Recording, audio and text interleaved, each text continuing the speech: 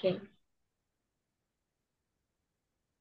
Nah, untuk sekarang kami akan memandu acara pada sore hari ini. Saya Dona Melianda Fitri, dan sekarang saya akan ditemani oleh Kak Isma. Selamat sore, Kak Isma. Selamat sore Kak Dona. Iya, terima kasih. Iya, teman-teman, di sini kita akan ngobrol santai-santai aja ya, sharing-sharing tentang mengenai kepenulisan. Nah, sebelum kita mulai di materinya, pastinya teman-teman juga bertanya-tanya ataupun sudah tahu nih tentang Noach. Sebenarnya Noach itu apa sih? Pastinya ya kita bertanya-tanya. Sekarang kita akan mengulik lebih dalam terkait Noach itu bersama Kak Dinda. Langsung saja kita sapa Kak Dinda ya sebagai President of Novel Academy. Apakah sudah hadir Kak Dinda?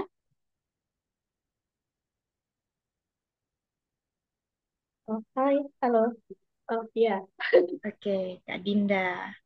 oke, halo Kak Dona, Kak Isma. Ih, kaget tiba-tiba dipanggil. Oke, Iya, gimana kabarnya Kak Dona, Kak Isma? ya Alhamdulillah. Gimana kabarnya Kak Dinda? Sehat terus ya? Sehat selalu. Wah, keren-keren banget ketemu lagi sama para juara-juara di sini. Kayaknya perkumpulan para juara. Juara Oh, satu, saya juara. iya ada Kak Rio ini yang juara satu di angkatan saya. Jadi kayak, wah, keren. Oke, mungkin tadi kan bacanya Notch ya. Bacanya Noak aja, Noak aja. Oke, Noak.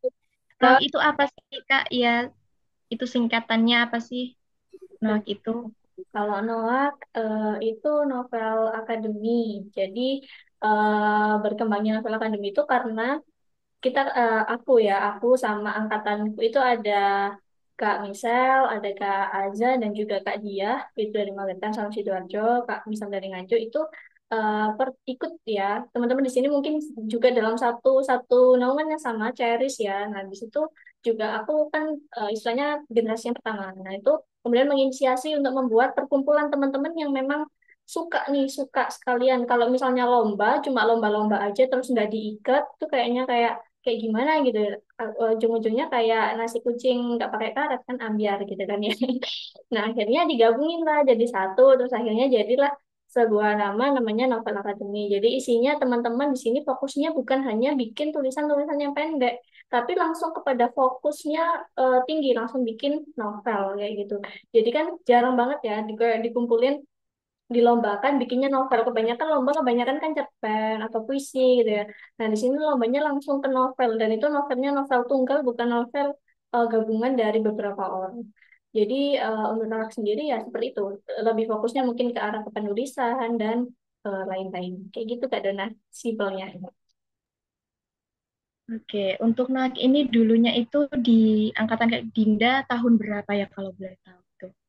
Kalau angkatanku belum ada Noak sih, jadi yang baru pertama yang pertama kali bikin itu ya ada empat orang tadi, ada aku, Kak Misel, sama Kak Aza dan Kak Dia. Jadi kalau aku pribadi belum masuk di angkatan Noak keberapa, mungkin ya angkatan ke 00, tapi mungkin ada yang angkatan satu, angkatan dua, angkatan tiga, dan sampai sekarang itu Noaknya itu kan udah di angkatan, kalau yang lomba ya di lomba itu ada empat atau tiga, angkatan tiga, angkatan empat. Untuk yang secara keseluruhan kita BIMTEK kepenulisan dan lain-lain itu udah ada 19 termasuk di yang LDKL Jakarta ini. Luar biasa banget udah sampai nolak ke 19. Apalagi teman-teman yang sudah membersamai, aku ucapin thank you very much ya yang udah membersamai di live IG yang kita kemarin 3 minggu itu kita live IG secara mungkin satu jam mungkin teman-teman juga belum puas. Mungkin juga teman-teman di sini kakak-kakak yang luar biasa ini bisa berbagi banyak, lebih banyak lagi untuk membuat literasi-literasi yang berkarakter. Kayak gitu, Kak Dona. Iya, sayangnya untuk Kak Misel dan lain-lain tidak bisa bergabung ya di sini ya. Ya, udah masa-masa Terwakilkan. ya di sini udah berkuliahan semua ini adik kecil-kecil ini udah memasuki masa-masa dewasa. Dulu tinggalnya masih SMA, masih kelas 10, kelas 11, kelas 12, ternyata saya sudah tua ya. Nggak apa-apa, tapi sepertinya masih seperantaraan, masih cocok. Semoga Oh iya, selalu. Oke. Iya, ini untuk Kak Rio, Kak Nadia, sama Kak Devi. Ini kira-kira sekarang berkuliah di mana kalau boleh tahu?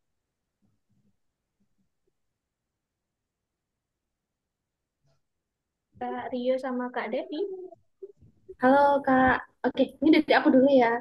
Iya, aku sekarang semester 5 di program studi ilmu informasi dan perpustakaan Universitas Erlangga. Jadi ini semester yang susah di kuliah. Mungkin kakak-kakaknya juga sempat ngerasain ya di semester 5 gitu.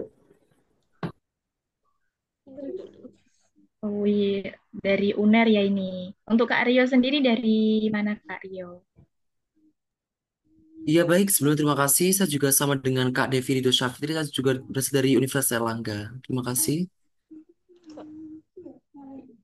Oke, untuk Kak Nadia, selamat Ya, sore Kak Nadia. kalau saya sendiri baru lulus tahun ini juga. Kebetulan mau ambil gap year dulu sambil cari-cari kerja sama cari inspirasi buat mau nulis lagi rencananya. Wah, luar biasa. Ya.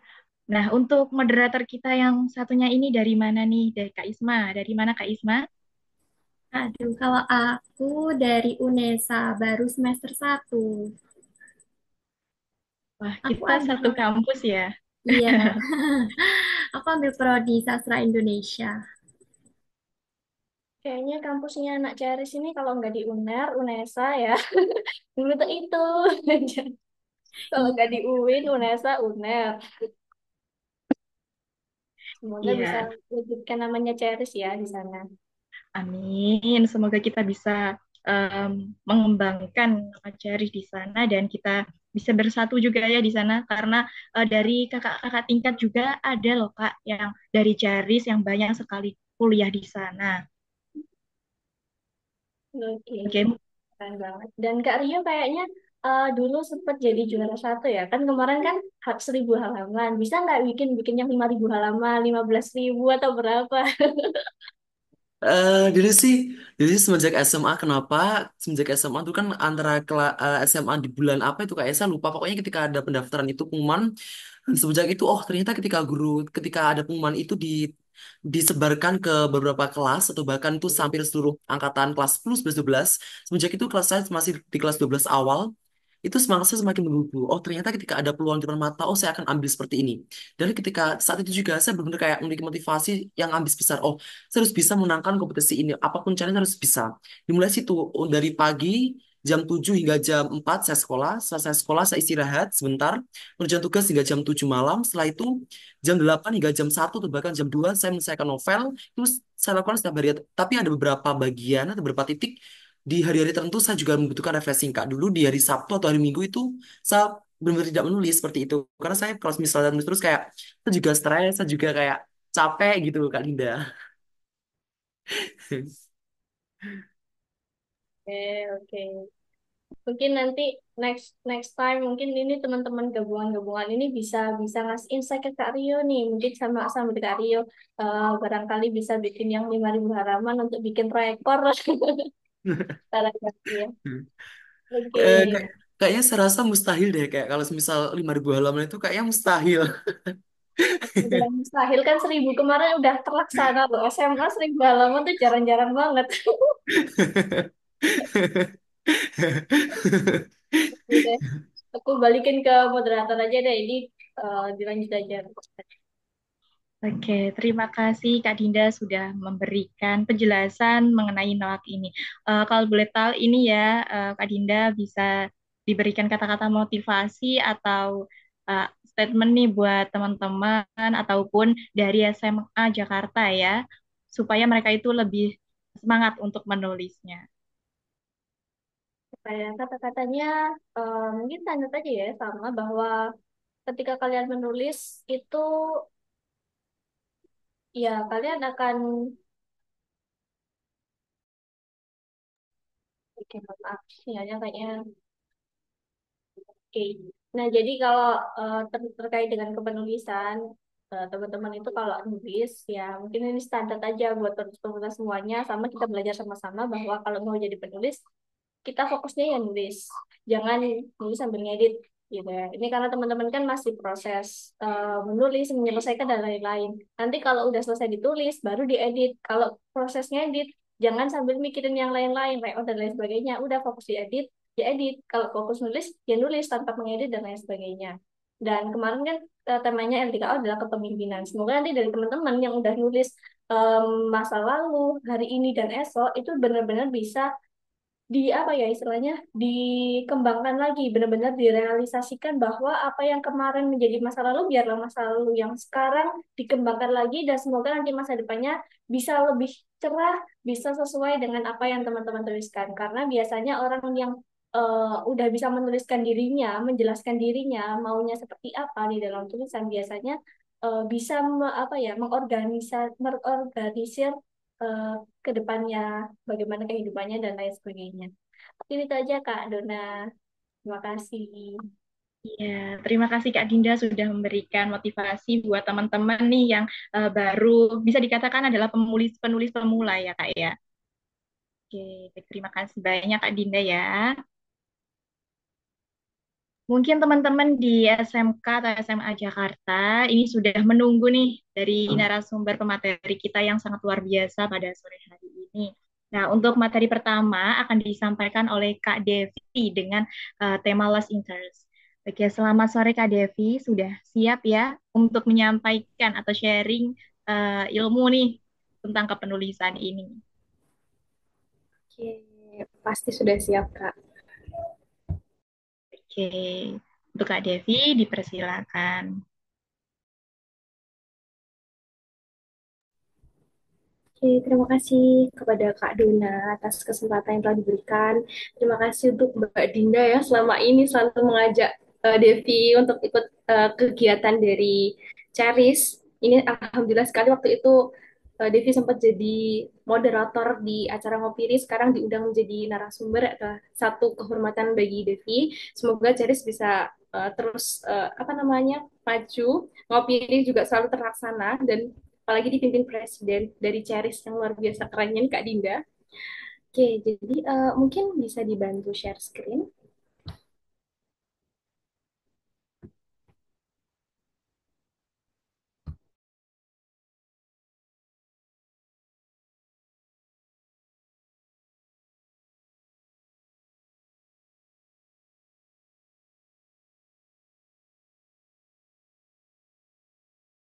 Baik, terima kasih. Oke, sebelumnya Devi izin memulai. Assalamualaikum warahmatullahi wabarakatuh. Selamat sore teman-teman semuanya. Yang ada di Zoom, ada juga yang di live streaming. Sebelumnya, selamat bergabung juga. Hari ini kita akan bahas salah satu materi yang berjudul Lost Interest Membaca atau Lost Context sama Buku. Nah, oke, bisa di next, Kak.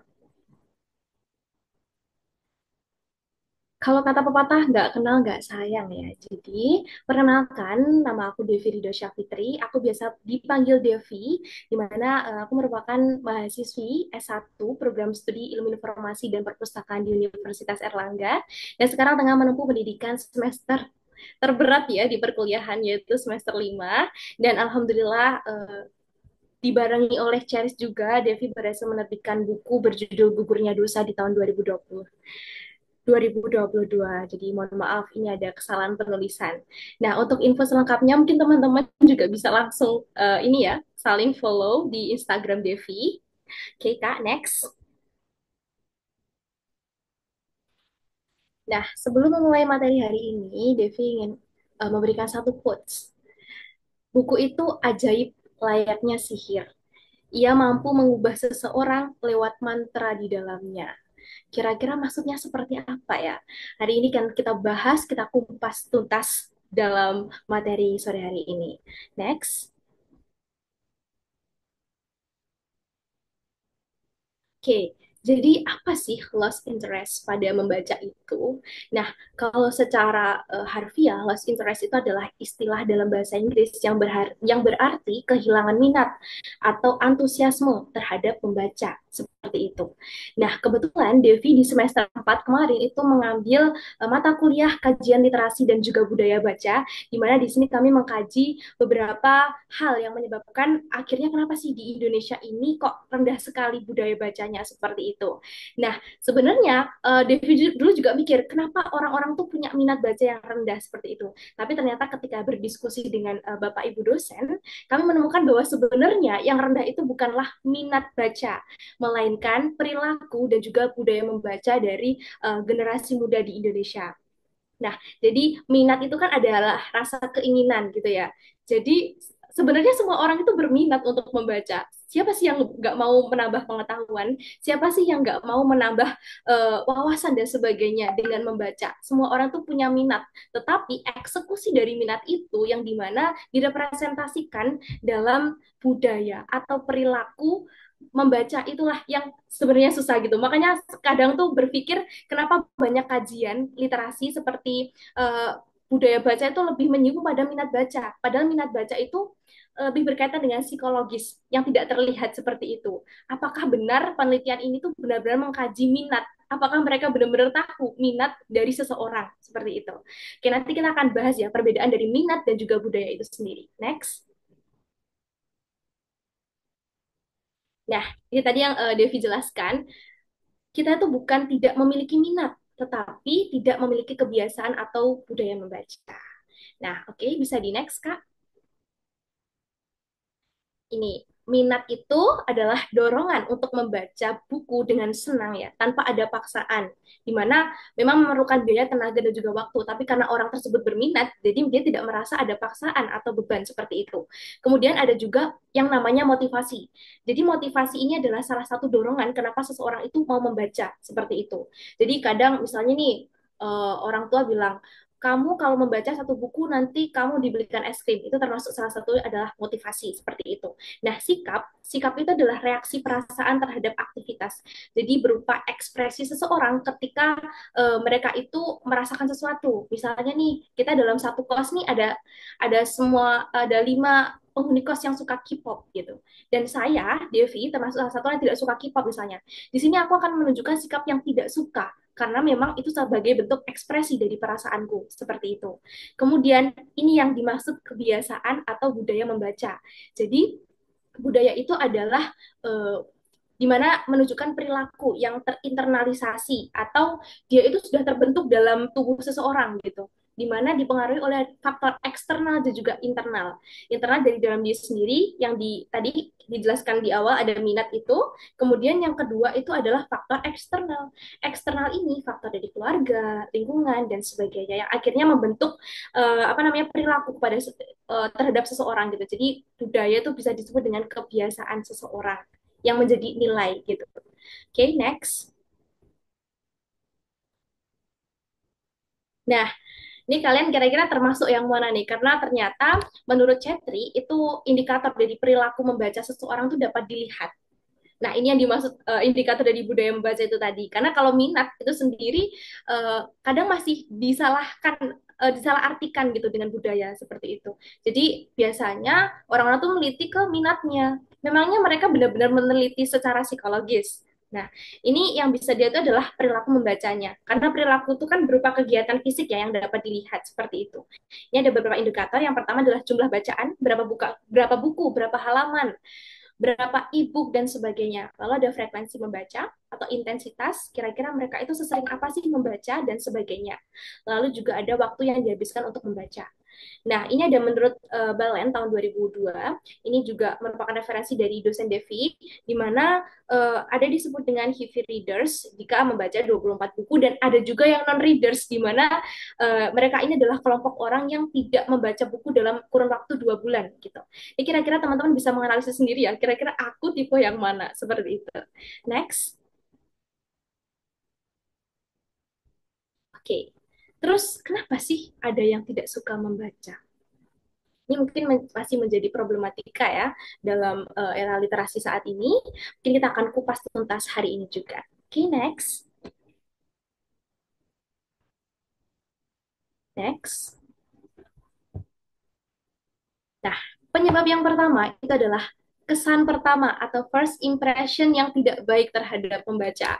Maksudnya seperti apa? Jadi kita kan belajar membaca itu sejak kecil ya. Minimal eh, mungkin ada yang sudah 3 tahun diajari membaca, tapi kan normalnya biasanya orang-orang itu TK ya untuk membaca. Jadi kita dari kecil itu kita punya kesan pertama yang tidak baik dengan membaca gitu. Kenapa? Jadi dulu ketika ini mungkin cerita sedikit ya Devi, dulu ketika SMP tuh suka membaca buku KKPK. Mungkin teman-teman juga ada yang suka baca ya. Tapi ini tuh agak ini ya ironi seperti itu. Jadi Bapak Devi tuh tidak mengizinkan Devi untuk membaca. Dan mulai dari situ Devi tuh tidak suka membaca. Bapak mikir kalau misal dengan Devi membaca, Devi itu akan menjadi terlihat murung dan antisosial seperti itu teman-teman. Jadi dulu saya punya apa namanya pengalaman di masa SMP yang cukup tidak mengenakan karena saya membaca buku itu tidak boleh seperti itu. Mungkin teman-teman juga ada yang relate ya. Nah, kembali lagi ke topik kesan pertama yang tidak baik. Jadi kita perlu bedah lagi nih. Orang-orang nggak suka baca itu kenapa? Karena dia punya kesan membaca yang tidak baik pertama kalinya. Dulu teman-teman ketika TK ya dikenalkan membaca, itu kita pasti ditanamkan mindset kamu bisa membaca supaya kamu bisa memahami materi selanjutnya, ya kan? Jadi kita tidak diajari membaca untuk mengetahui betapa pentingnya membaca, tetapi adalah untuk mengetahui materi di tingkat selanjutnya, yaitu SD. Nah, materi itu kan berat ya, susah dipahami. Jadi dalam hal ini mindset di dalam otak kita tuh mikirnya, aduh, membaca itu pasti pasti susah, harus memahami materi, harus harus apa namanya harus mencerna, harus mengingat dan sebagainya. Padahal membaca itu tidak harus mengingat seperti itu. Jadi ini ada kesan pertama yang mungkin teman-teman dulu juga rasakan. Oke, okay, next. Nah, penyebab yang kedua itu kurangnya dukungan dari keluarga dan juga sekolah. Nah, dari keluarga sendiri ini adalah salah satu apa ya? Tempat pertama seseorang itu untuk membentuk dirinya. Yang tadi Devi bilang budaya itu terinternalisasi atau dipengaruhi oleh faktor eksternal yaitu keluarga. Nah, dalam ini kan ranahnya teman-teman ini ya, teman-teman SMA dan juga SMK ya. Jadi faktor yang mempengaruhi itu keluarga, sekolah dan juga bisa pertemanan sebenarnya. Tapi ini dua faktor yang dominan.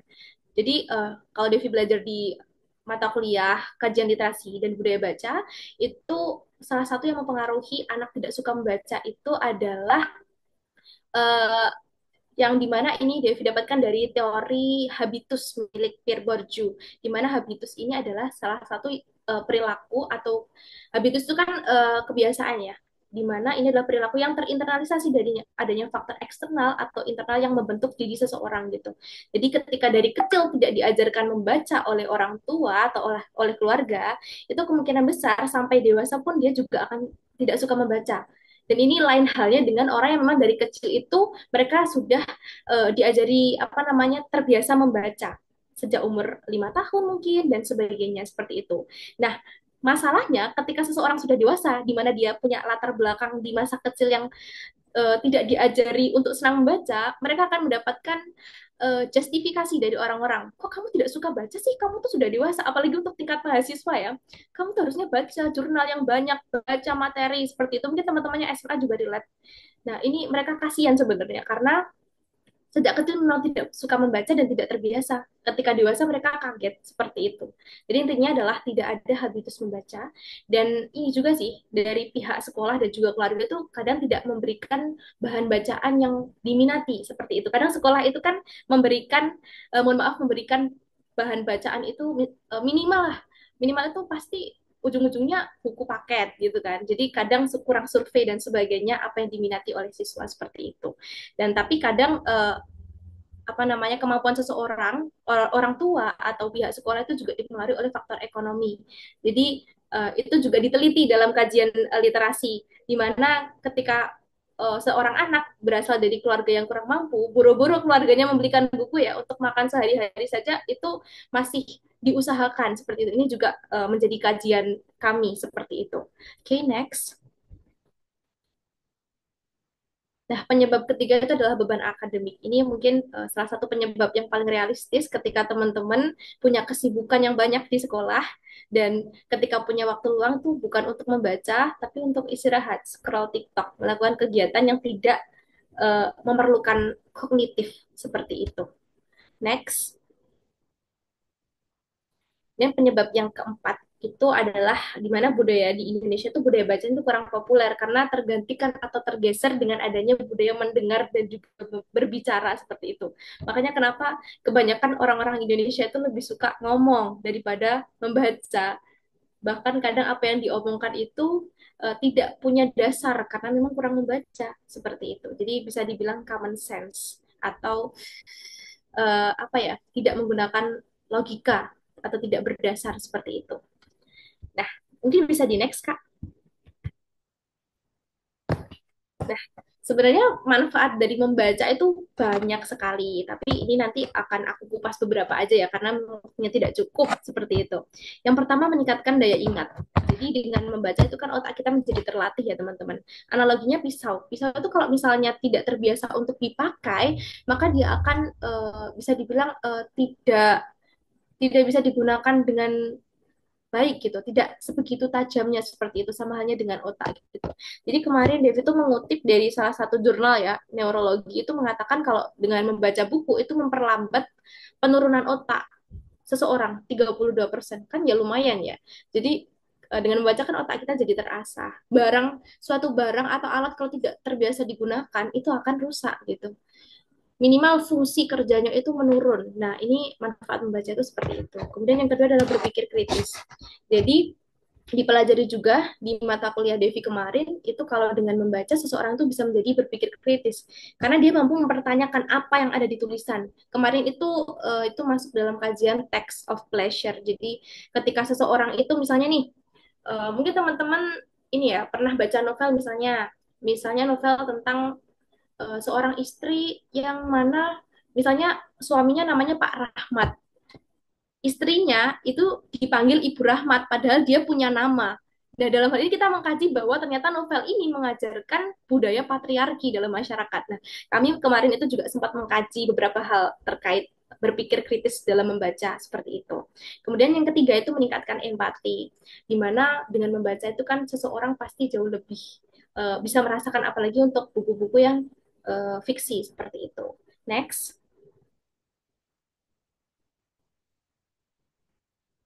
Oke, juga menambah kosakata tentu dong, karena kan memang kita membaca itu dalam bentuk tulisan, dalam bentuk frasa, kata, kalimat yang mana ini akan memperkaya kosakata kita. Kemudian ada juga biblioterapi gitu. Jadi ternyata dengan membaca itu bisa menjadi terapi seseorang. Ketika teman-teman stres bisa coba ya baca, tapi dalam hal ini bukan baca buku pelajaran ya, tapi buku-buku yang memang disenangi.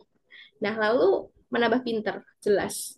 Ini tidak perlu dipertanyakan ya, karena memang menambah wawasan seseorang. Next. Oke. Lantas, bagaimana nih Kak solusinya supaya kita suka melakukan kegiatan baca, apalagi untuk kami nih yang dari kecil tidak terbiasa senang membaca nih. Oke, tenang saja teman-teman, tenang. Karena Devi dulu juga tidak suka membaca karena memang di kuliah itu ada tuntutan membaca yang akhirnya membuat Devi itu suka membaca. Oke, next. Oke, ini mungkin ada beberapa poin ya. Yang pertama, baca buku yang teman-teman sukai. Misalnya bukunya itu tentang romance, fiksi, atau kalau gitu tentang psychology, atau tentang filsafat misalnya, atau teman-teman mau tips and trick nih menjaga kulit wajah supaya glowing gitu. Teman-teman cari buku yang memang benar-benar relate dengan teman-teman, atau lagi patah hati, cari buku tentang patah hati. Lagi ingin mendekatkan diri dengan Tuhan, cari nih buku-buku yang memang berbau agama dan sebagainya gitu. Nah, kalau misalnya teman-teman sudah baca buku nih, aduh kayaknya aku nggak suka deh sama buku ini. Mau ganti, ganti aja, nggak usah mendengarkan perkataan orang kamu tuh kalau baca buku tuh harus sampai selesai. Kalau gitu mah kamu nggak baca-baca gitu, jangan dengarkan ya teman-teman. Ini kalau tips dari aku ya. Jadi teman-teman baca buku yang disenangi. Kalau dari halaman pertama atau teman-teman tuh bisa coba di 4 halaman atau 5 halaman pertama. Kalau sudah merasa tidak suka, oke, boleh ganti seperti itu. Kemudian yang kedua adalah jangan berambisi untuk menyelesaikannya. Membaca buku tidak harus selesai, ya kan? Tapi harus dimulai, gitu. Ya kan? Kalau teman-teman bisa memulai, kemungkinan besar bisa menyelesaikan gitu. Kalau teman-teman hanya berambisi untuk menyelesaikan, yang ada akan tertuntut. Apalagi bukunya 1.000 halaman, misal kayak tulisannya Kak Rio tadi ada 1.000 halaman. Teman-teman bakal ngerasa tertuntut dalam hal ini dan tidak mau mengulangi kebiasaan membaca itu tadi. gitu. Oke, selanjutnya adalah letakkan buku di tempat tidur. Jadi mudah diakses. Ini sih memang apa ya? Cukup realistis karena memang kita kan paling sering apa namanya berkegiatan di luar itu pasti tidak memegang buku. Kita kan bakalan istirahat dan sebagainya itu ketika di kasur. Jadi pastikan bukunya itu dekat dengan kalian di kasur. Oke, lalu luangkan waktu meskipun sulit tapi konsisten gitu. Jadi kalau teman-teman lagi jam kosong, lagi nggak ngapa-ngapain, coba deh baca buku 1 halaman. Kalau 1 halaman dirasa kurang kurang sedikit, 1 paragraf. Kurang sedikit lagi sudah 1 kalimat saja. Itu sudah paling mentok ya. Coba dibaca 1 kalimat gitu. Oke. Mungkin teman-teman bisa coba ini sih buku-buku yang quotes di mana dia kan tidak terlalu full ya halamannya karena beberapa orang itu kadang malas membaca buku karena halamannya terlihat full seperti itu. Oke, selanjutnya adalah baca saat ada waktu luang. Tadi sudah Devi jelaskan di awal dan hindari membaca atau melihat HP terlalu lama gitu. Jadi sebenarnya bukan tidak boleh ya. Ini lain halnya ya kasusnya kalau teman-teman baca e-book ya di Perpusnas, ada juga aplikasi Wattpad dan sebagainya. Jadi kadang kalau orang tuh megang HP akan larut gitu. Jadi ini juga bisa konsepnya dilakukan ketika membaca buku. Ketika waktu luang iseng aja gitu tiba-tiba baca buku. Halaman pertama bagus ya, halaman kedua bagus ya, halaman ketiga bagus nih. Nah, nanti lama kita akan larut dalam buku itu. Jadi memang butuh proses ya teman-teman. Oke, yang selanjutnya adalah fokus pada pemahaman, bukan menghafal gitu. Karena hafalan itu akan datang sendirinya. Ini adalah poin yang mana banyak sekali yang mengalaminya. Aku malas membaca karena setelah membaca aku tidak ingat apa-apa. Aku merasa setelah membaca itu aku tidak bisa mengulangi apa yang aku baca gitu. Jadi kadang orang merasa sia-sia gitu karena ngerasa nggak ingat gitu. Sebenarnya nggak ada ceritanya sesuatu hal yang masuk di otak itu hilang. Justru sesuatu hal yang ada di otak itu tidak bisa hilang. Seperti itu. Tapi sayangnya ada yang masuk dalam alam bawah sadar, ada juga yang masuk di alam sadar. Nah, yang masuk di bawah sadar itu tadi, itu tuh harus ada pemantik atau pemicunya gitu. Misalnya tiba-tiba ngobrol sama temen, bahas tentang apa ya skincare gitu. Kita kayaknya pernah baca tentang skincare gitu. Nah itu apa namanya disulut oleh teman kita nih. Kita lagi ngobrol. Tiba-tiba kita bisa aja tuh jelasin skincare tuh gini-gini loh. Ada yang namanya basic skincare. Ada yang namanya ini. Kita tuh lupa itu dari mana. Tapi kita bisa ngomong gitu. Nah inilah yang dinamakan ingatan bawah sadar gitu. Jadi memang hal-hal yang ada di bawah sadar itu kita nggak inget. Tapi ketika kita ngobrol dengan seseorang, terus kita tiba-tiba bisa ngomong, tiba-tiba bisa ngasih quotes, padahal nggak tahu itu punya siapa, itu bisa jadi ingatan alam bawah sadar seperti itu. Nah, eh, kadang hal-hal sederhana yang ada di buku yang menurut kita, oh ternyata gini ya, ada hal-hal baru yang membuat kita speechless, itu akan mudah diingat. Tapi hal-hal lain yang menurut kita sudah biasa itu yang justru susah untuk diingat gitu. Tapi tenang aja teman-teman, itu akan bermanfaat ketika suatu saat nanti kalian ngobrol dengan teman. Pokoknya orang kalau membaca dengan tidak itu pasti kelihatan seperti itu. Nah, tipsnya kalau teman-teman nggak mau lupa, catat hal-hal yang menurut teman-teman penting gitu. Ini juga cukup unik karena aku mengutip dari perkataannya dari Imam Syafi'i gitu. Jadi apa namanya ilmu itu ibaratnya hewan buruan yang kalau nggak diikat itu bakalan lari gitu. Cara mengikatnya adalah mencatat hal-hal yang penting seperti itu. Oke, kemudian yang terakhir ya, bacalah hal-hal yang memang kita butuhkan dan nikmati prosesnya gitu. Nanti kita akan bertemu satu kenyataan bahwa ilmu itu luar biasa, menarik gitu.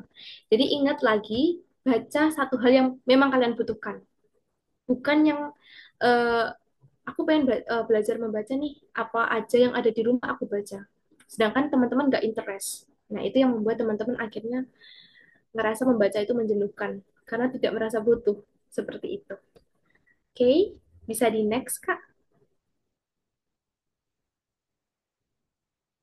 Oke, sekali lagi ya, aku ulangi. Malas membaca itu wajar.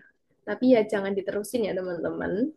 Karena memang kalian akan butuh membaca itu. Apalagi nanti teman-teman ketika harus turun di dunia kerja, di dunia perkuliahan, apalagi sekarang di SMA ya, pasti sudah aktif-aktifnya ya teman-teman mempersiapkan untuk ujian dan sebagainya. Oke, bisa di next, Kak. Oke, ini Devis kasih satu mantra manifesting yang teman-teman bisa baca tiap hari atau tiap mau baca buku nih. Setiap halaman yang saya buka, dunia baru pun terbuka untuk saya. Ini nanti bisa dibaca ya teman-teman. Ini teman-teman mantra ini tuh tidak sembarangan gitu. Ini aku juga praktekin sendiri dan teman-teman juga bisa praktekkan karena balik lagi tadi ya teman-teman, buku itu sihir, bisa menyulap seseorang dengan apa yang ada di dalamnya gitu. Oke, next Kak. Oke, tidak terasa ya materinya sudah berakhir. Itu aja yang bisa Devi sampaikan terkait last interest membaca. Semoga teman-teman juga membaca. Karena Devi dulu juga merasa tidak suka membaca. Dan ternyata membaca itu menyenangkan kalau kita memang merasa butuh seperti itu. Oke, aku kembalikan kepada Kak Ismi ya dan Kak Dona. Oke, baik. Terima kasih Kak Devi sudah memaparkan materi yang sangat luar biasa ya pada sore hari ini. Mungkin Kak Devi bisa memberikan closing statement nih buat teman-teman. Oke, closing statementnya apa ya? Membaca itu dimulai, dimulai saat ini, saat kalian mau dan saat kalian butuhkan, seperti itu. Jadi pastikan membaca itu punya niat, seperti itu Kak. Terima kasih. Oke, terima kasih Kak Devi sudah memaparkan materi yang sangat luar biasa dan tadi sudah dijelaskan mengenai bagaimana sih supaya kita itu minat untuk membaca dan tadi sudah diberi mantra ya sama Kak Devi. Oke, langsung saja kita lanjut ke materi yang kedua.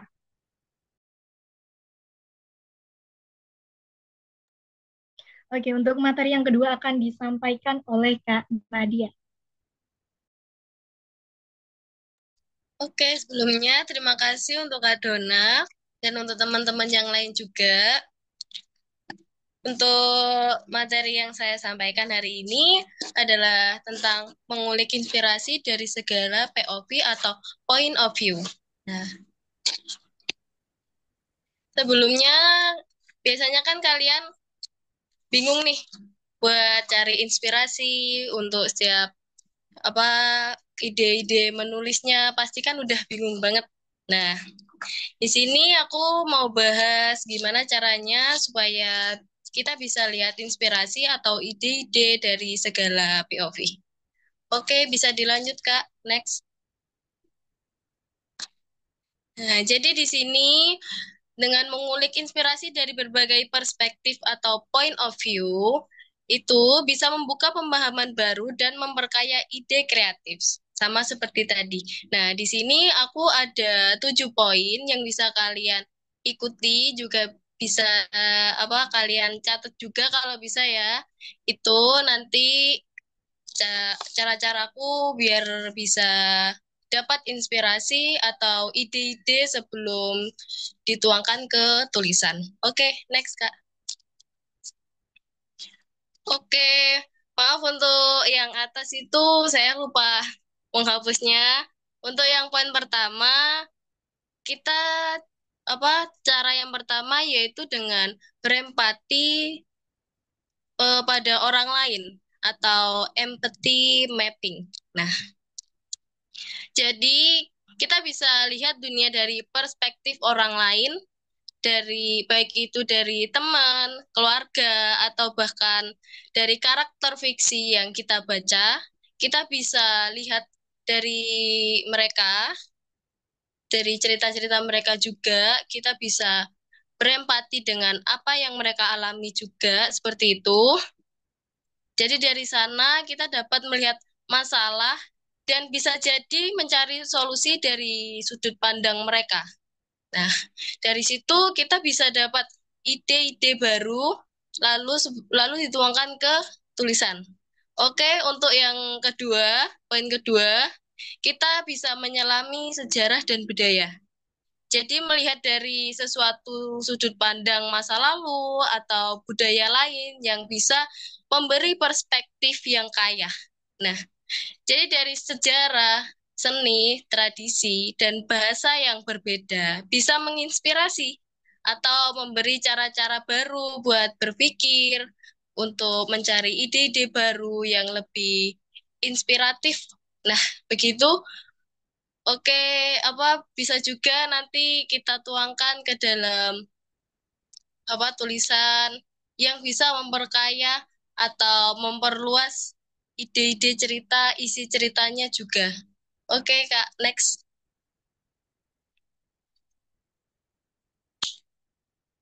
Untuk poin ketiga, aku biasanya gunain teknik lihat dari atas. Jadi sebelumnya aku sering cari inspirasi, lalu ditulis dulu. Nah, setelah itu nanti kita bisa lihat lagi dari atas, yaitu mengambil langkah mundur dan melihat situasi atau masalah yang di atas.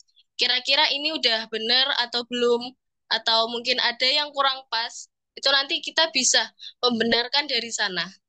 Jadi, kita bisa mengubah jarak dan konteks agar dapat menemukan pola atau ide yang tidak terlihat pada pandangan pertama atau yang sebelumnya. Nah, biasanya yang suka revisi-revisi ini itu harusnya kita lihat dari yang atas dulu atau tulisan sebelumnya yang kita tulis. Seperti itu. Oke, untuk poin keempat, kita bisa lihat dari perspektif yang berbeda dalam setiap keadaan. Nah, biasanya itu kita ambil sudut pandang yang tidak biasa. Misalnya kayak kamu bayangin kamu itu seorang anak kecil, orang tua, atau seseorang yang profesional di bidang yang kamu ingin geluti, seperti itu. Nah, dari situ kita bisa lihat juga kayak kita mestinya kan cari-cari ide. Kayak orang ini, misal pekerjaannya seorang dokter. Nah, dari dokter itu kira-kira caranya dia bekerja, terus habis itu cara dia bisa mendapatkan pekerjaan itu juga bisa menginspirasi kita. Oke, bisa dilanjut next. Untuk yang kelima ada berbicara dengan berbagai orang. Nah, biasanya kan setiap orang punya punya punya ini apa namanya sikap sikap yang berbeda-beda. Nah, jadi dari berinteraksi dengan berbagai orang dari latar belakang, profesi, kita bisa dapat perspektif yang memperkaya wawasan. Nah, misalnya kita bicara sama seseorang yang punya profesi yang ingin kita geluti juga, misal aku mau jadi polisi. Nah, pastinya aku bakal tanya-tanya ke mereka yang sudah jadi kan. Nah, dari situ kita bisa tanya-tanya kayak gimana sih caranya masuk ke situ, terus bagaimana pekerjaannya juga. Nah, dari situ mereka akan memberikan biasanya sharing-sharing pengalamannya, terus bagaimana prosesnya. Biasanya begitu ya. Nah, jadi dari diskusi yang beragam itu bisa membuka cara belajar yang mungkin belum pernah dipertimbangkan. Nah, untuk poin keenam, yaitu mencari inspirasi di alam. Nah, biasanya banyak banget penulis-penulis yang cari inspirasi misalnya setelah hiking atau habis dari pantai lah atau apa. Nah, itu biasanya mereka pakai ini, cari inspirasinya di alam. Nah, di alam itu biasanya mengandung pelajaran berharga kayak keseimbangan, pola, dan adaptasi. Habis itu, mengamati cara hidup flora dan fauna berinteraksi dapat mengubah sudut pandang yang tidak terduga untuk menyelesaikan masalah atau menemukan ide kreatif. Nah, jadi biasanya setiap tempat kita kan biasanya cari itu sejarahnya gimana, terus terbentuknya bagaimana, kita kan pasti cari terus deh. Nah, dari situ nanti kita bisa menemukan inspirasi atau ide-ide yang nantinya bakal ditulis di buku atau karya kalian. Oke, next Kak. Oke, ini yang terakhir ya. Poin ketujuh yaitu menggunakan teknik what if, yaitu biasanya bertanya pada diri sendiri. Jadi kayak gimana sih kalau misalnya aku nanti jadi ini. Nah, itu bisa mengubah sudut pandang dan memunculkan ide-ide baru.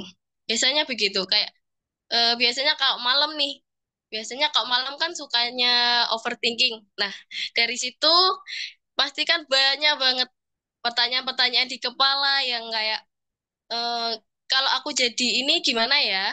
Kalau aku besok kayak gini gimana?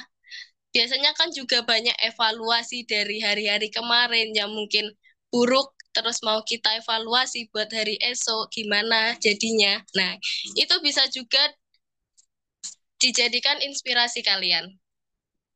Jadi kayak kita bisa apa?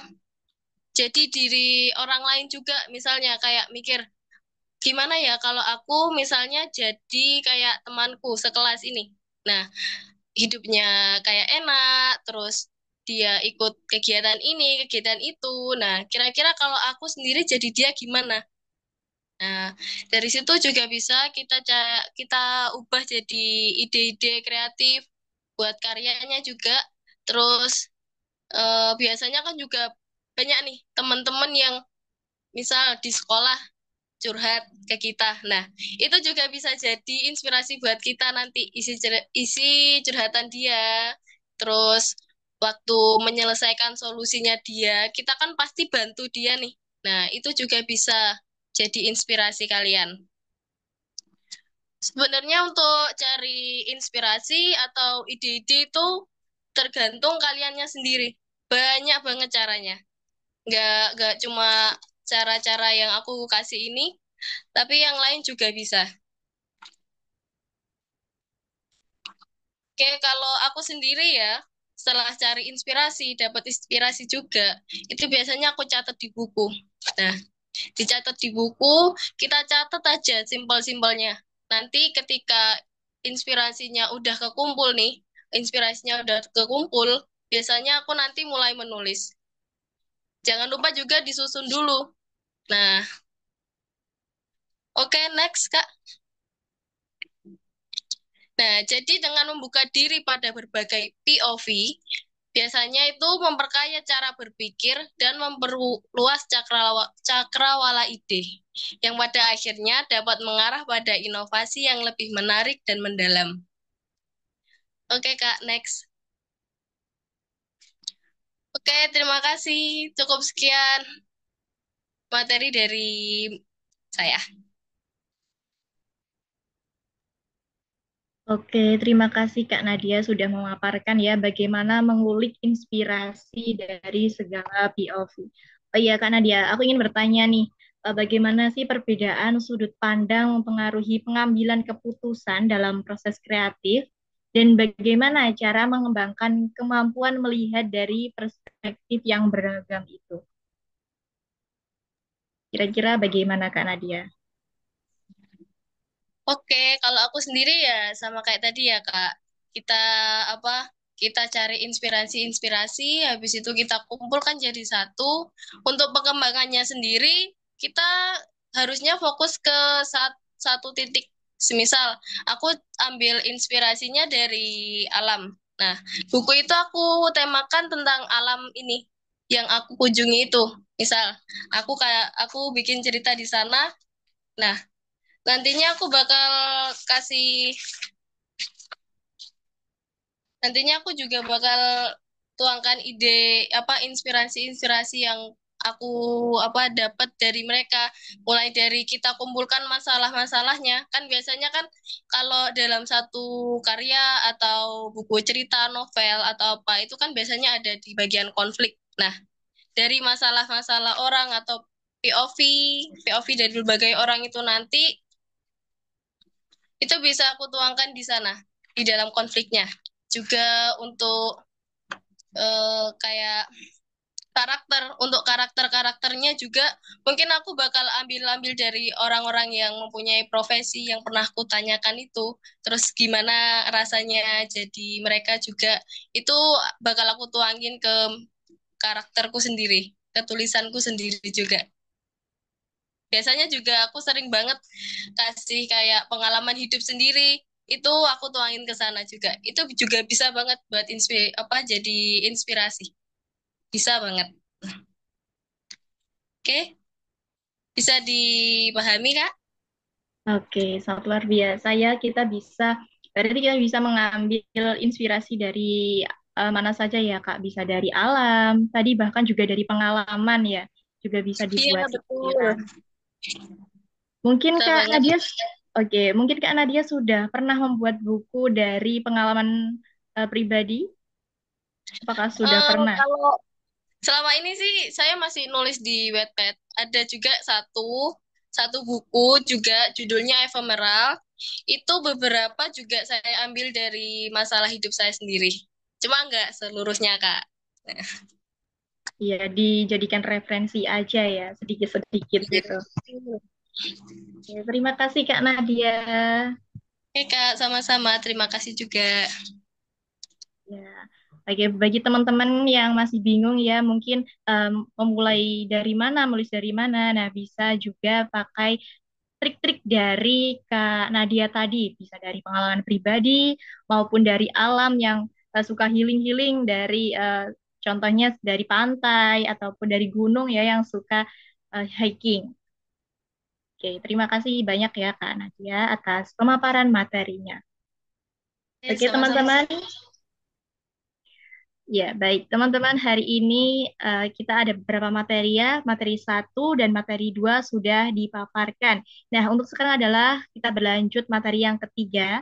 Namun, di sini akan dipandu langsung oleh Kak Isma. Baik, terima kasih Kak Dona. Wah, teman-teman gimana nih? Masih pada semangat dong ya? Ini masih ada 3 materi loh teman-teman, yang tentunya bakalan keren-keren banget. Oke, langsung saja ya. Mungkin kita langsung ke materi yang ketiga ya. Ini akan dipaparkan oleh Kak Rio. Halo Kak Rio. Iya Kak, halo. Oke, Assalamualaikum warahmatullahi wabarakatuh. Salam Waalaikumsalam Salam warahmatullahi sejahtera bagi kita wabarakatuh. semua. Om Swastiastu, Namo Buddhaya, Salam Kebajikan, Rahayu, Rahayu, Rahayu. Selamat sore yang terhormat kepada Kak Dinda, Kak Michelle, dan juga segenap panitia, sekaligus teman-teman yang berkenan hadir di dalam ruangan ini. Sebelumnya, perkenalkan nama saya Rio Nazari Valdo. Saat ini saya sebagai aktif menjadi mahasiswa S1 di Universitas Erlangga. Oke, Keren oke, banget nih dari UNER ya oke. Kak. Baik, di sini saya ingin bersaing dengan teman-teman semua. Kita akan diskusi bareng-bareng, dan di sini kita akan sharing session bareng-bareng. Mungkin saya bisa dibantu untuk menampilkan itu. Oke.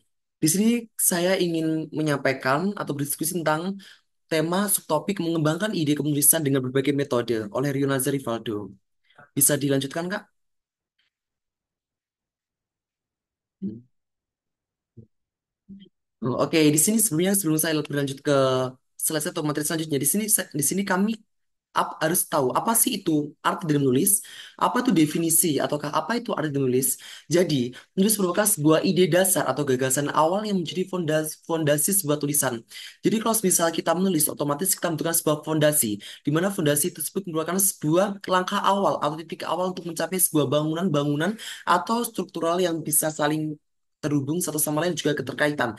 Karena gini, dalam sebuah bangunan otomatis ada sebuah fondasi. Nggak mungkin sebuah bangunan itu bisa berdiri tanpa adanya fondasi. Dan nggak mungkin fondasi tidak tercipta untuk bangunnya ke depannya. Dalam artian ketika menulis itu memang dibutuhkan sebuah fondasi. Nah, lalu apa fondasi dalam menulis itu? Pertama adalah ide atau gagasan atau pemikiran.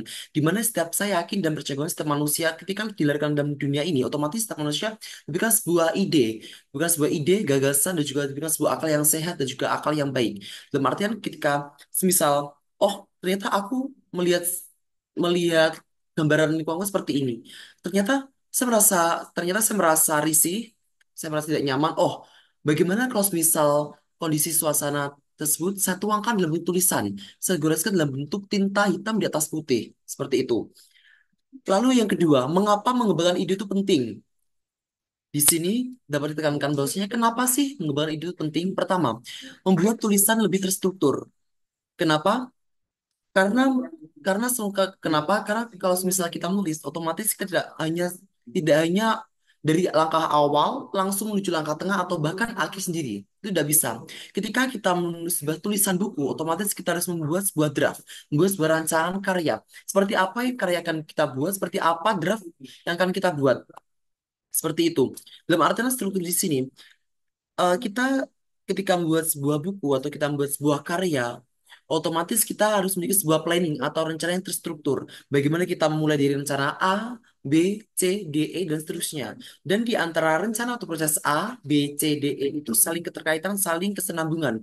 Dan kalau semisal sebuah ide atau sebuah rancangan itu tidak saling melengkapi satu sama lain, artinya itu tidak bisa dikatakan sebagai sebuah tulisan yang terstruktur dan juga sistematis. Kenapa? Karena salah satu komponen atau salah satu elemen dalam hal tersebut telah dilupakan, telah dilalaikan. Seperti itu. Terus yang kedua, menarik perhatian pembaca. Nah, kenapa? Ketika kita ketika ketika, ketika kita menulis sebuah karya, ketika kita menulis sebuah buku, otomatis kita harus menyiapkan. Oh, bagaimana kalau kita bagaimana sih kita harus bisa menyiapkan sebuah bahan, sebuah komponen atau sebuah elemen untuk mendukung buku kita tersebut. Bagaimana buku kita, bacaan kita dari segi kalimat, kata, dari segi penyampaian ekspresi seperti apa, dari segi branding booknya seperti apa, dari segi logonya seperti apa, itu harus kita pikirkan dari awal atau bahkan dari ketika kita menulis dari pertengahan hingga akhir itu kita juga bisa memberikan seperti itu. Kenapa? Eh, dalam sebuah penulisan itu artinya kita harus bersaing dengan para penulis lainnya, di mana setiap penulis A, B, C, D, dan juga selanjutnya juga memiliki karakteristik tertentu. Saya yakin dan percaya bahwa setiap penulis A, B, C, D, E, dan bahkan seterusnya memiliki sebuah khas tersendiri. Tidak ada yang sama dari segi bahasa atau bahkan gaya kepenulisannya.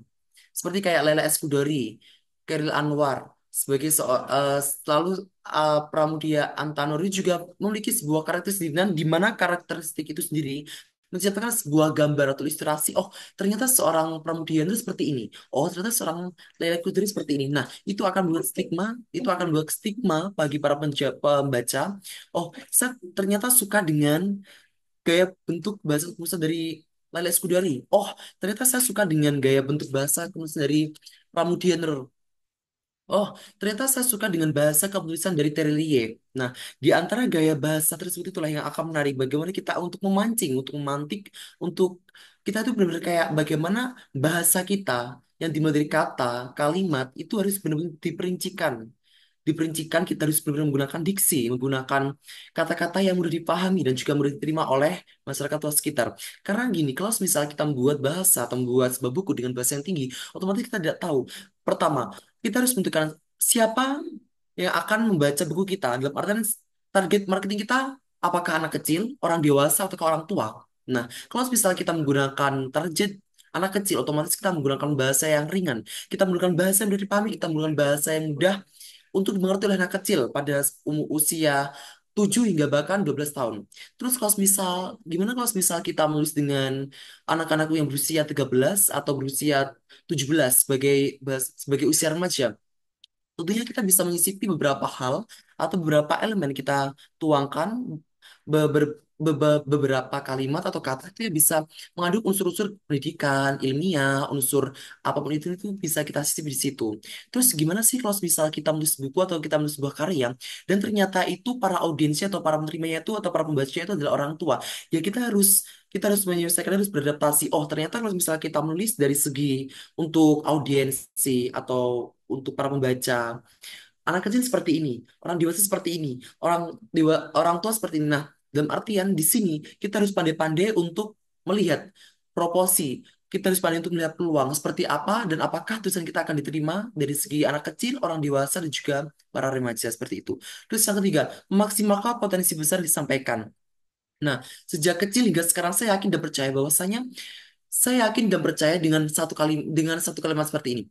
harimau mati meninggalkan belang juga gajah mati meninggalkan gading itu artinya ketika saya juga kita teman-teman ketika misal suatu saat dipanggil sama Tuhan Yang Maha Esa kita tidak tahu kalau misal apakah kita umur kita akan tetap sampai di sini ataukah mungkin suatu saat kita akan dicabut nyawanya itu tidak tahu. Nah, ketika saya yakin dan percaya ketika saya hidup di muka bumi ini itu artinya Tuhan berikan sebuah amanah juga. Tuhan berikan sebuah petunjuk bagi saya.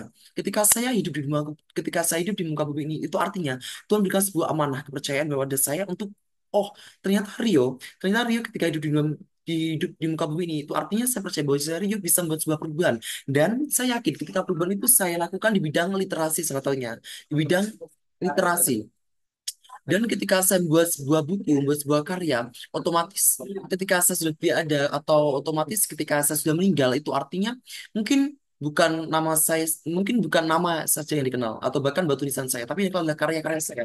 Ketika karya yang saya torehkan, ketika karya yang saya sumbangsikan kepada dunia pendidikan atau dunia literasi, itu yang akan menjadi amal jariah saya untuk kedepannya seperti itu. Mungkin bisa dilanjutkan Kak untuk selanjutnya. Terus di sini kita akan menuju pada bagian yang ke metode pengembangan ide menulis. Nah, di sini saya akan menyampaikan bagaimana sih metode-metode yang saya gunakan atau yang kita gunakan untuk menulis buku. Pertama, menggunakan brainstorming. Menulis semua ide yang muncul tanpa menyaring. Nah, di sini kita sebagai seorang manusia, kita sebagai seorang insan, individu yang hidup di muka bumi ini dalam artian kita diberikan kapasitas pemikiran masing-masing, kita diberikan daya ingat masing-masing. Dan tentunya ketika kita mulai untuk menulis, tentunya itu kita mulai untuk membuat sebuah ide atau sebuah gagasan, otomatis setiap orang atau setiap penulis A, B, C tidak akan sama. Oh, ternyata si penulis A itu selalu memiliki ide yang sangat banyak sekali dimanapun dan kapan ia berada. Dan itu berbanding terbalik dengan penulis B. Penulis B bikin sebuah ide atau bahkan bisa menulis ketika dia tergantung dengan mood atau dengan kondisi masing-masing. Jadi setiap menulis A, B, C tidak bisa disamaratakan bagaimana ketika ia menyampaikan atau bahkan ia mengingat sesuatu. Nah, maka dari itu ketika misal kita oh ternyata kita membutuhkan waktu yang lama. Dalam artian ketika oh ternyata ketika saya memiliki sebuah kebiasaan ketika menulis itu dalam waktu hening. Di tengah malam di antara jam 10 hingga jam 1 atau bahkan jam 3 malam saya menulis. Oh, ternyata ketika saya menikmati udara segar angin di teras rumah saya, otomatis seolah-olah kayak dunia dalam genggaman saya. Itu artinya, oh oke baik, saya di sini paham. Saya di sini paham bahwasanya Tuhan berikan sebuah ridho, Tuhan berikan sebuah kepercayaan. Oh, saat ini juga saya harus menulis. Ketika menulis, saya menuangkan dengan apa yang saya dapatkan. Di sini saya benar-benar kayak berhalusinasi, berfantasi yang sangat liar. Bahwa saya di sini kayak saya menjadi tokoh utama dalam dunia. Saya menjadi tokoh utama untuk menggenggam bumi dan seisinya. Dalam arti saya tidak peduli, oh seperti apa, apakah tulisan saya baik dan juga benar. Oh, saya tidak peduli seperti itu. Karena di sini kita tuh menulis semua ide yang muncul tanpa menyaring, seperti itu. Terus yang kedua, fokus pada kuantitas bukan kualitas. Nah, di sini kita sebagai mungkin saya sendiri sebagai seorang yang pelajar untuk menulis buku. Oh, ternyata menulis buku tidak sekedar untuk menulis buku seperti apa hal itu. Mungkin mungkin di sini saya masih tergolong sangat-sangat muda. Saya masih berproses dari titik nol dan juga mungkin saya masih terlalu muda untuk meniti karir saya di dalam dunia penulisan. Pertama, saya menciptakan sebuah kuantitas. Dalam artian saya tidak peduli apakah tulisan saya mendapatkan kritikan dari orang lain. Ketika saya berpikir gini, teman-teman dan juga kakak-kakak, kalau misal dari awal saja tulisan saya sudurkan ke orang lain, ke para pembaca. Oh, ternyata dari pembaca atau pembaca dari orang lain itu memberikan sebuah timbal balik. Oh, Rio, ternyata tulisan kamu jelek. Ternyata tulisan kamu tidak sesuai dengan apa yang kita inginkan. Nah, di situ itu artinya membuat hati saya semakin patah. Dalam artian itu patah kayak, oh, ternyata tulisan yang saya buat dari awal saja tidak menarik, apalagi itu ke depannya, gitu. Makanya saya tidak mau seperti itu. Dalam artian ketika kita menulis, kita tulis saja seperti apa yang kita inginkan, seperti apa yang kita mau, seperti apa yang kita rasakan. Karena pada hakikatnya menulis tidak hanya untuk menyampaikan sebuah tulisan, tapi menyampaikan sebuah rasa yang diberi dengan perasaan dan juga emosional. Bagaimana kita mengemas dalam hal sebuah tulisan tersebut. Terus yang metode kedua merupakan clustering atau pemetaan pikiran, di mana membuat peta konsep dengan ide utama di tengah. Dalam artian yang sesuai dengan apa yang saya katakan tadi, ketika kita membuat sebuah karya atau gagasan, otomatis pertama kita harus menentukan ide atau topik pembahasan. Seperti apa ide topik atau pembahasan yang kita usung. Dalam artian kita benar-benar harus berada seperti kayak pepatah, seperti kayak apa ya, seperti kayak kalimat yang menyatakan bahwasanya katak dalam tempurung. Nah, katak, katak di sini diibaratkan sebagai sebuah tema atau sebuah ide, dan tempurung di ide dan tempurung diibaratkan sebuah atmosfer fantasi kita. Dan artinya kita boleh berfantasi, kita boleh berpikir liar, tapi kita juga punya batasan. Oh, seperti ini batasan kita. Dalam artian kita sebagai manusia mungkin kita bisa berfantasi liar, tetapi kita juga ingat tujuan awal kita menulis dengan ide seperti ini, dengan gagasan seperti ini, dengan kita harus memiliki kaidah-kaidah yang telah berlaku, gitu. Terus yang ketiga berupa asosiasi bebas, menghubungkan kata-kata atau konsep secara spontan, teman-teman. Dalam artian, ketika kita berproses, kita jangan takut untuk memulai apapun itu yang terjadi. Ketika kita merasa buntu, ketika kita merasa, oh ternyata kita berada di titik tengah, kita merasa oh ternyata saya sudah capek lelah. It's okay, tidak masalah, itu memang manusia, dan juga kita mungkin punya otak, kita punya pemikiran, dan juga itu mungkin otak dan juga pemikiran kita sudah lelah, sudah capek untuk menghadapi permasalahan selanjutnya. Nggak apa-apa, nggak masalah teman-teman. Justru di situ kita bisa menggabungkan, kita bisa menyampaikan, oh ternyata di antara subbab pertama, subbab kedua, subbab ketiga, saya ingin menggabungkan seperti ini. Dalam artian, ketika subbab pertama, kedua, ketiga, kita harus bisa menggabungkan dengan kalimat-kalimat spontanitas, gitu. Terus yang ketiga, cocok untuk menemukan ide kreatif. Nah, di mana asosiasi bebas, di mana kita diberikan untuk ruang untuk berfantasi sebesar-besarnya, diberikan ruang untuk berimajinasi seluas-luasnya. Tapi ingat, di sini kita untuk berasosiasi bebas, dalam artian kita harus menetapkan dan juga memegang pakem untuk seperti apa ide atau gagasan yang kita pegang dari awal tadi. Mungkin bisa lanjutkan, Kak?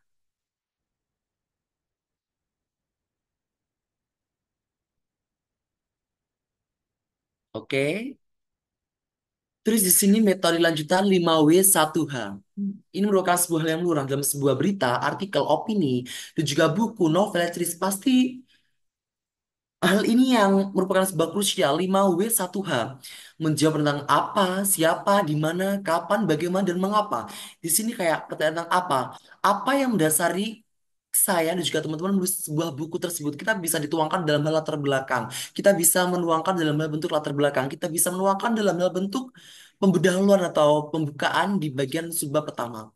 Terus siapa? Siapa saja sih pemain-pemain atau para tokoh-tokoh yang ada dalam buku tersebut? Tentunya ketika semisal kita buat sebuah buku, buat sebuah novel, itu artinya para pembaca ingin tahu siapa tokoh yang ada dalam tersebut, dan di mana dulu saya pernah membuat untuk menginisiasi. Oh, ternyata saya di situ membuat ketika saya lomba di Kemenak itu saya memainkan 35 lebih tokoh di situ.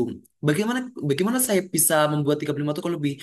Pertama, saya bisa membuat tiga Pertama, saya bisa mengemas dan juga bisa membuat 35 tokoh tersebut dengan ide, dengan karakter dan juga sifat khas masing-masing. Dalam artian, oh ternyata si A seperti ini, B seperti ini, C seperti ini. Nah, ketika karakteristik dan juga ketika khas karakter tokoh tersebut itu akan melekat pada pembaca. Pembaca akan tahu seperti apa sikap dan juga sifat dari para pemeran atau tokoh tersebut. Terus di mana latar belakang itu terjadi, di mana tempatnya terjadi, kapan, seperti apa itu. Terus yang keempat berupa kapan. Kapan sih peralihan dari metode, kapan sih peralihan dari berita atau cerita subbab 1, 2, 3, 4 dan bahkan seterusnya, itu pembaca juga harus tahu seperti apa kita menggunakan peralihan masing-masing seperti itu. Terus di bagian kelima, bagaimana kita bisa mengemas, kita bisa menggabungkan kayak cerita 1, 2, 3 harus kita kemas benar-benar utuh. Jangan sampai kita membuat sebuah cerita, kita membuat sebuah buku kayak membuat sebuah pembaca itu lelah atau bosan. Kita harus memiliki inisiasi yang kuat. Oh, ternyata kalau dengan buku tebal 1.000 halaman, bagaimana saya bisa mengantisipasi hal tersebut? Bagaimana kita harus mengantisipasi kebosanan dan juga rasa jenuh bagi para pembaca? Nah, di sini saya mengantisipasi dengan saya menyisipkan dan juga membukukan. Di setiap bagian-bagian peralihan antara subbab 1, 2, 3, 4, 5, saya menyisipkan peristiwa-peristiwa ekstrim. Dalam artian, saya berani memasukkan peristiwa-peristiwa ekstrim dalam buku tersebut. Seperti itu. Terus mengapa? Mengapa saya membuat alur? Mengapa saya memasukkan tema seperti itu? Mengapa saya memasukkan tokoh-tokoh seperti itu? Itu artinya kita harus juga menjabarkan seperti apa. Oh, di bagian akhir itu saya jabarkan. Ternyata Ternyata saya mempunyai sebuah nama, memiliki sebuah toko seperti itu, saya juga harus memikirkan, oh ternyata seperti ini yang harus saya tuangkan. Dalam artian ketika kamu nulis kita juga harus tahu, juga harus paham, mengapa saya membuat sebuah alur seperti ini, kita membuat toko seperti ini, kita membuat metode seperti ini. Terus yang kedua, membantu memperjelas konteks dan tujuan tulisan. Nah, dalam artian ketika nggak mungkin lah kapasitas seorang atau manusia nggak mungkin semuanya bisa menangkap apa perasaan dan juga pesan yang kita sampaikan. Otomatis ada beberapa orang yang justru tidak paham dengan apa yang kita sampaikan, dengan apa yang kita tuliskan, dengan apa yang kita hasilkan. Maka dari itu kita harus benar-benar memegang teguh pakem 5W1H untuk meng, untuk mengepreskan atau untuk apa ya itu namanya untuk mengepreskan atau untuk kayak untuk menekankan ternyata agar para pembaca tahu ternyata cerita novel atau buku tersebut dari awal hingga akhir benar-benar runtuh sesuai dengan kaidah 5W1H. Mungkin bisa dilanjut Kak. Terus kita menggunakan metode lanjutan berupa observasi dan riset, melibatkan pengalaman langsung atau pencarian informasi. Nah, ketika kita membuat sebuah buku atau ketika membuat sebuah karya, itu artinya otomatis kita harus benar-benar kayak menyiapkan. Oh, ternyata ketika misal kita berbicara tentang masalah seperti kayak politik, tentang seperti apa sih kasus remaja terhadap contohnya gini aja. Bagaimana pengaruh bagaimana pengaruh teknologi dan juga globalisasi terhadap degradasi nilai budaya lokal pada generasi Z sekarang. Itu artinya kita harus sebelum kita buat buku, kita harus membuat riset, kita harus membaca seperti apa dan bagaimana kayak itu harus relevan dengan buku yang kita buat, teman-teman. Dalam artian dalam kita menulis novel, kita juga bisa saja menyisipkan atau membukukan kayak beberapa kutipan-kutipan juga bisa kayak kita bisa membuat riset seperti awal juga bisa riset mini dari beberapa literatur jurnal kayak media-media yang sudah reputasi juga bisa. Terus yang kedua kayak cocok untuk tulisan berbasis fakta, teman-teman. Seperti yang saya sampaikan tadi, bahwasanya di sini melibatkan pengalaman langsung atau pencarian informasi. Di bagian cocok untuk tulisan berbasis fakta, kita bisa menyisipkan atau kita bisa membuka. Kita bisa menorehkan data dan juga fakta seperti apa. Kita bisa menyampaikan datanya seperti ini loh. Saya ambil dari kutipan toko seperti ini, itu ada tanggal, tahun itu juga boleh. Itu saya juga pernah mensipkan seperti itu. Karena dalam membuat buku novel itu artinya kita berimajinasi liar. Kita bisa berfantasi liar. Gak ada yang salah kita akan buat buku, tapi harus perlu diingat kita harus memegang teguh dengan kaidah-kaidah 5W1H tadi. Bisa dilanjutkan, Kak?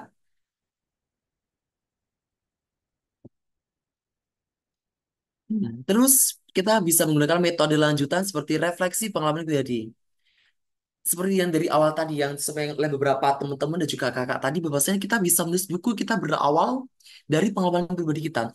Bagaimana ketika kita hidup dari kecil hingga sekarang, kita masih ingat, kita masih diberikan sebuah kekuatan, kita masih diberikan daya ingatan yang cukup kuat untuk menjabarkan, oh ternyata saya di umur sekian, di rentang sekian, usia sekian, saya mengalami masa seperti ini. Oh, oke bagus. Daripada saya mengadu ke orang lain, daripada saya untuk mengadu nasib ke orang lain, lebih baik saya menyimpan permasalahan saya hadapi dalam bentuk sebuah tulisan. Itu artinya ketika pengalaman hidup teman-teman dan juga kita dan juga saya, kita bisa direfleksikan dalam bentuk tulisan seperti itu. Terus yang kedua, menambah keaslian dan emosi dan tulisan.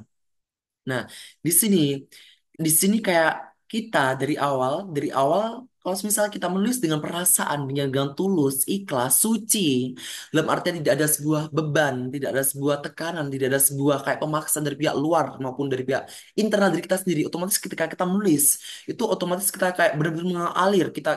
Tuhan berikan sebuah kemudahan. Kalau misal hati kita benar ikhlas untuk menulis.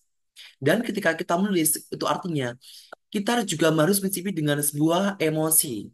Bagaimana tulisan tersebut kita kita gambarkan dengan emosi emosional yang mampu untuk memikat para pembaca, yang mampu untuk membawa pembaca untuk seolah-olah kayak berhalusinasi, seolah-olah untuk terbawa arus seperti apa tulisan yang kita buat, teman-teman. Seperti itu. Bisa dilanjutkan untuk teks selanjutnya, teman-teman? Nah, di sini kami juga memiliki sebuah tips mengembangkan ide menulis, teman-teman. Pertama, berupa tentukan tujuan dan audiens tulisannya. Nah, seperti apa yang disampaikan dari awal tadi, kita harus menentukan tujuan. Tujuan kita untuk menulis seperti apa? Apakah tujuan kita untuk menulis untuk mencapai sebuah penghargaan, prestasi? Apakah tujuan kita untuk menulis untuk benar-benar ikhlas secara nyata untuk kita untuk menyumbangsihkan pengetahuan kita, karya kita, juga inovasi kita kepada pihak dunia pendidikan juga literasi, ataukah kita menulis untuk sebagai kenang-kenangan saja? Kita harus bisa membedakan. Karena gini teman-teman, kalau misalnya kita menulis, itu kalau misalnya kita menulis itu artinya kita juga harus kayak bener kayak, oh ternyata audiens kita, ternyata bagian sesuatu kita juga harus dipertemukan seperti itu. Terus yang kedua, jangan takut mencoba berbagai metode teman-teman. Karena ketika kita menulis sebuah buku, ketika kita menulis sebuah karya, itu artinya kita sebelum kita melangkah, jangan sampai kita harus, oh saya kayaknya seperti ini. Saya seperti ini, saya takut seperti ini, dan saya kayak rasanya kurang jago seperti ini. Jangan. Itu salah besar, teman-teman. Ketika kita menulis, buka saja pikiran kita, teman-teman. Kita buka saja pikiran kita dengan pelan-pelan. Kita sinkronisasikan dengan hati yang tulus, hati yang ikhlas, hati yang suci, benar-benar untuk menulis. Kita langkahkan dalam hal itu. Insya Allah otomatis pasti akan bisa, teman-teman. Terus yang ketiga, menyaring ide yang paling relevan dan menarik. Ketika kita membuat buku, terutama buku pribadi yang kita buat, itu artinya kita ada beberapa titik tertentu kita harus menyisipkan atau membubuhkan pada bagian menitik beratkan pada bagian kayak oh ternyata di bagian bagian bab subbab ini relevan dengan kehidupan saya. Nah, itu artinya ketika di bagian subbab ini kita harus menjabarkan panjang kali lebar kali tinggi teman-teman. Karena di bagian subbab 1, 2, 3, 4, 5 itu bahkan selanjutnya nggak mungkin kan kalau misal subbab 1 hingga selanjutnya kita uraikan, kita terbicara secara detail nggak mungkin teman-teman. Pasti ada beberapa subbab bagian yang kita potong beberapa bagiannya dan ada beberapa 1 atau 2 bagian atau 1 atau 2 subbab itu bisa kita jabarkan panjang kali lebar kali tinggi teman-teman. Gak ada yang salahnya ketika kita bersastra, ketika kita untuk berliterasi, gak ada salahnya ketika seperti itu teman-teman. Mohon maaf, Kak, untuk waktunya sisa 1 menit lagi ya. Oke, baik, terima kasih. Bagian keempat berupa selalu catat ide kapanpun muncul. Jadi kita misal tadi saya mengatakan, kalau misal setiap manusia memiliki sebuah ide dan juga pendapat masing-masing. Dan artinya kita nggak ada yang salahnya ketika misalnya kita, oh ternyata otak kita itu bener lancar, bener fresh ketika di malam hari. Yes, oke kita menulis seperti di malam hari aja. Terus yang kelima, melatih kreativitas dan membaca dan berdiskusi teman-teman. Ketika kita menulis, ketika kita membuat sebuah karya, ketika membuat sebuah rasa, itu artinya kita secara otomatis kita kayak akan tahu tulisan yang baik seperti apa, tulisan yang memiliki nyawa seperti apa, dan tulisan yang benar-benar kita rasapi seperti apa, teman-teman. Oke, baik, bisa selanjutnya.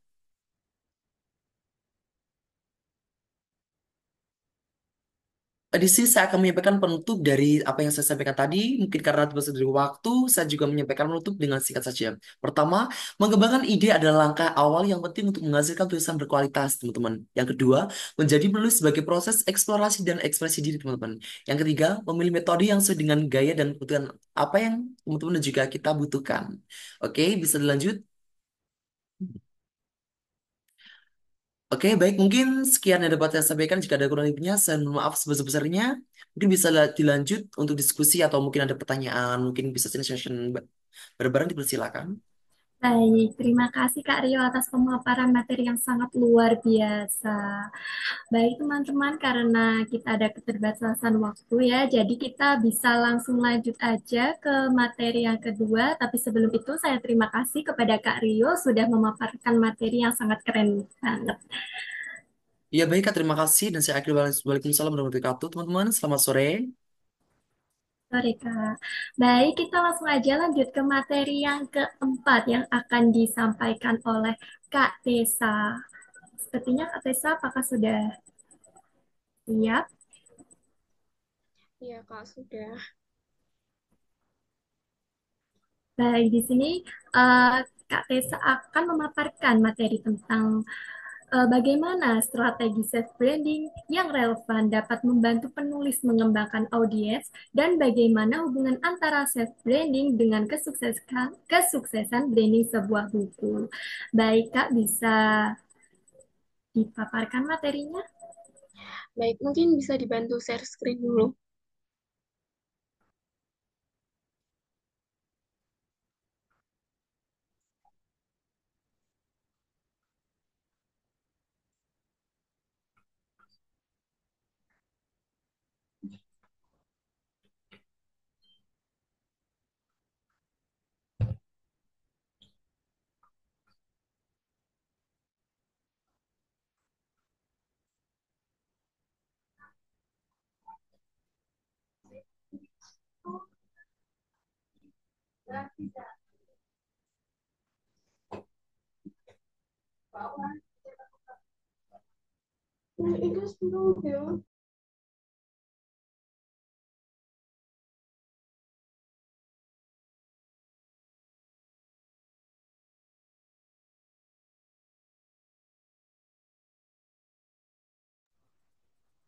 Baik, operator, apakah bisa membantu untuk share screen materi dari Kak Tessa?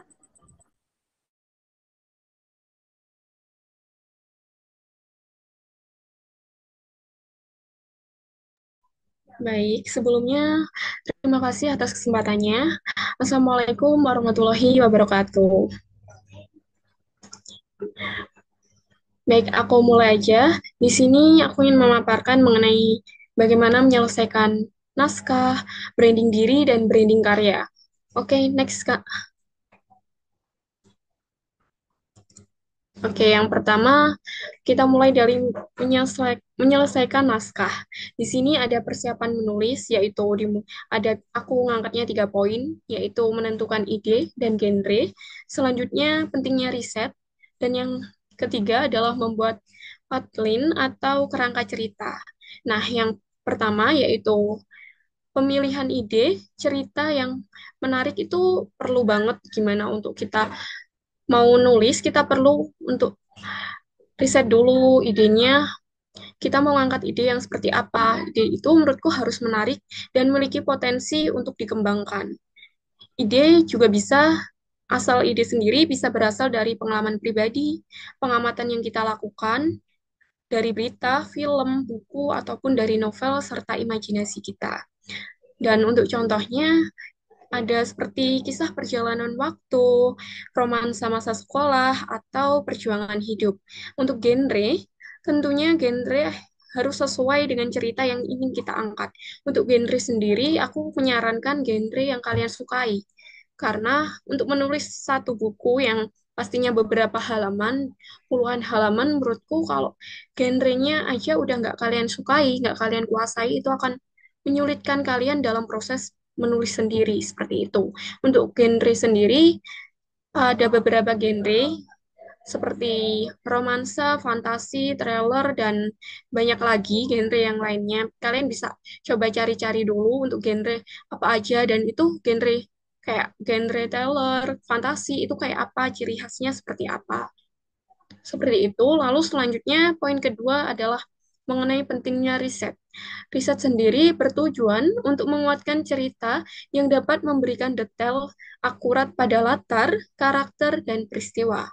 Lalu riset juga bertujuan meningkatkan kredibilitas karya, di mana lebih banyak fakta yang benar dan semakin itu dapat semakin meningkatkan kepercayaan pembaca pada karya kita. Kayak kalau kita asal-asalan buat, kecuali ini untuk cerita fantasi ya, kita bisa buat yang benar-benar tempatnya itu nggak ada di dunia nyata. Kayak kita buat dunia sendiri seperti itu. Tempat-tempat yang mungkin unik.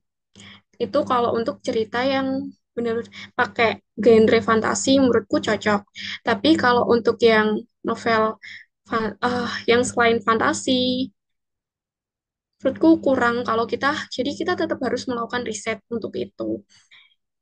Setelah itu kayak contohnya, jika kita ingin menulis seorang karakter yang berprofesi sebagai seorang dokter, kita tentu perlu mempelajari istilah medis dan rutinitas dari pekerjaan dokter itu sendiri. Jadi kalau tanpa riset, kayak pastinya sulit kalau kita kayak ngasal aja dokter itu. Masa kita ganti, kalau peran dokter biasanya kan mengobati dan lain-lain.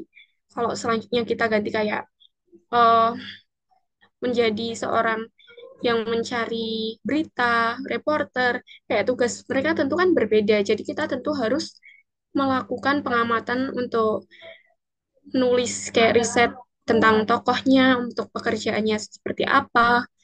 Lalu riset tempat juga menurutku semakin kita mengetahui tempat yang ingin kita tuliskan, narasi yang kita dapat tuangkan dalam tulisan itu semakin luas gitu loh. Karena kita paham tempat yang ingin kita tulis atau peristiwa yang memang ingin kita tulis seperti itu. Dan untuk riset sendiri kita bisa riset dari film, buku, atau dari tempat yang ingin langsung kita angkat seperti kita langsung datang ke sana, seperti itu.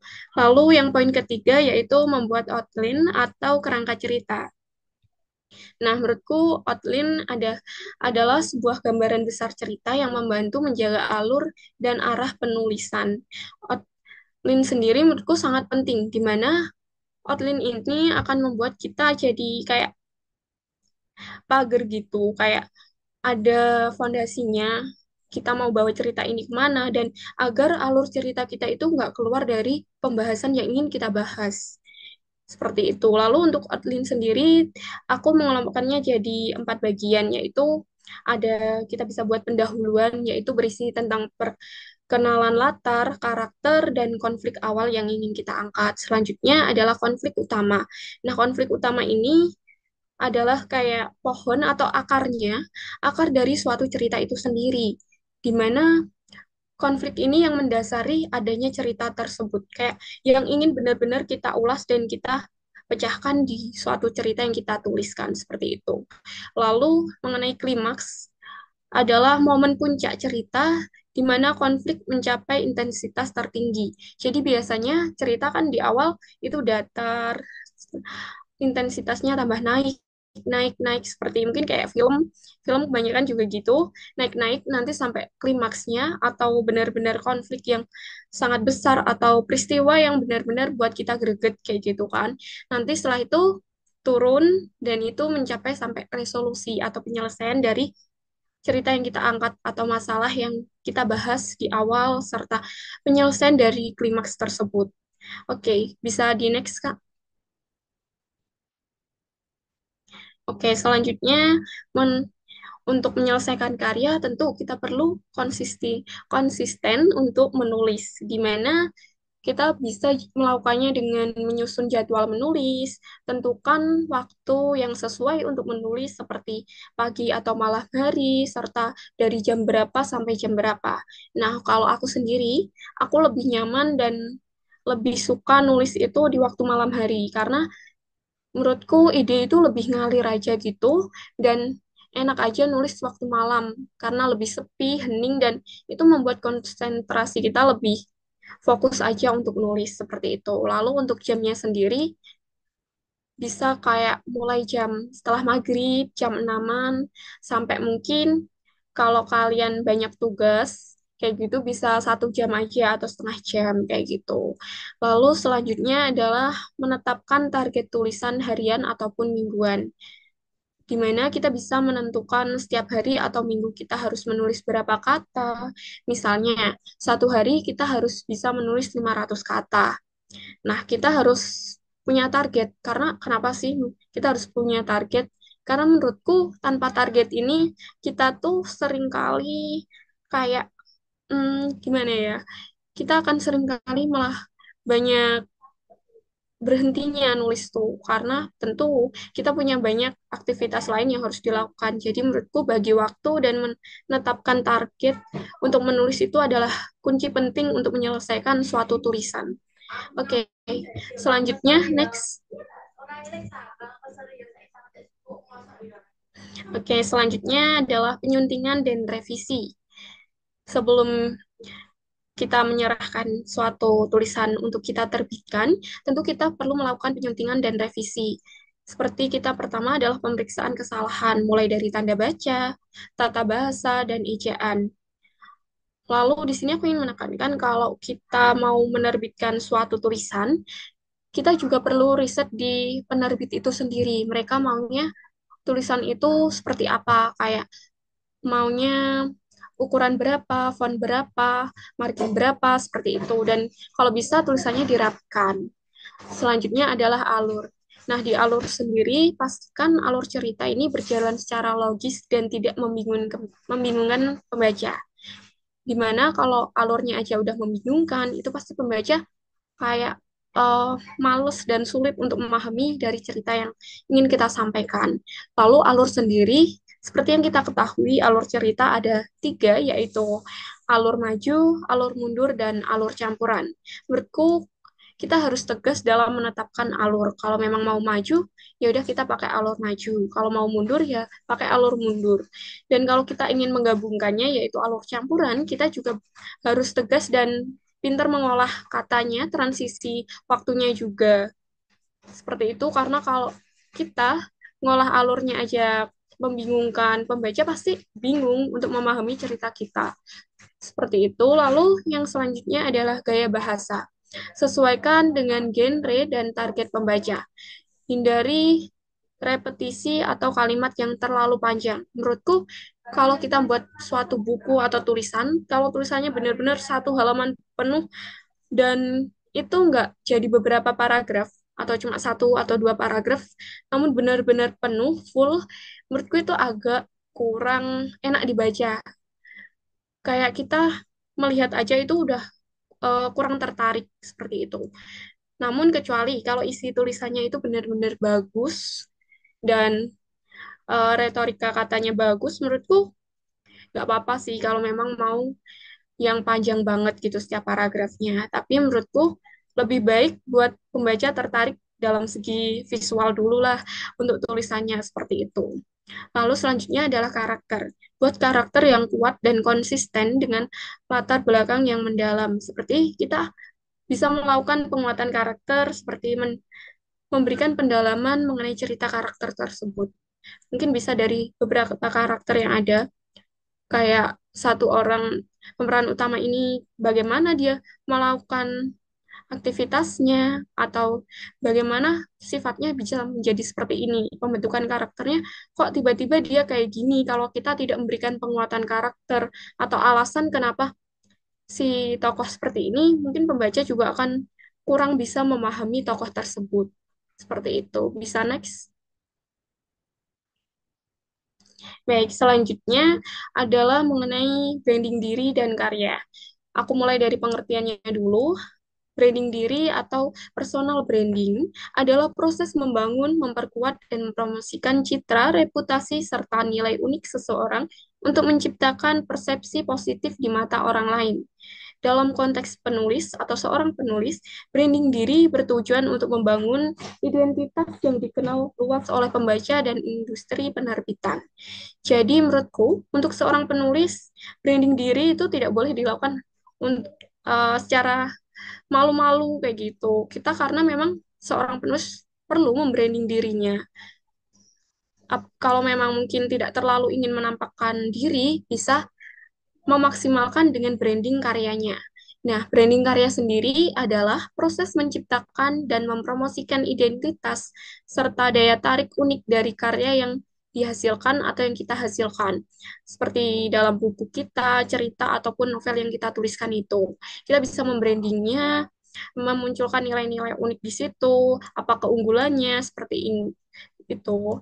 Ini melibatkan cara memperkenalkan karya kepada pembaca, agar mudah dikenali, diingat, dan diminati. Menurutku cara terbaik adalah kalau sekarang kan Gen Z itu nggak mau baca yang panjang-panjang. Buat aja brandingnya itu kayak kita buat kutipan-kutipan ngambil dari karya kita sendiri. Itu nggak usah yang panjang-panjang, yang kecil aja, namun kayak bermakna seperti itu. Baik, mungkin bisa lanjut next. Lalu di sini aku ingin tanya nih, gimana sih caranya untuk melakukan branding diri dan karya? Nah, ini akan kita kupas di slide selanjutnya. Bisa lanjut, Kak. Next.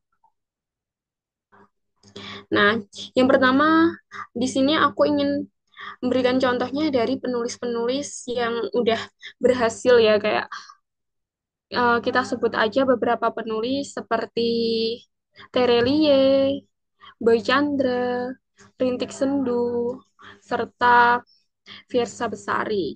Nah, yang pertama tuh menjaga konsistensi tema dan tulisan.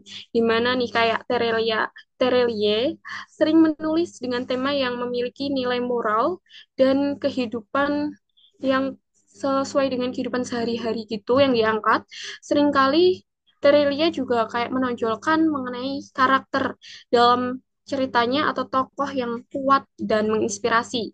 Dan hal ini menciptakan kesan bahwa karyanya selalu membawa pesan positif dan relatable bagi pembaca.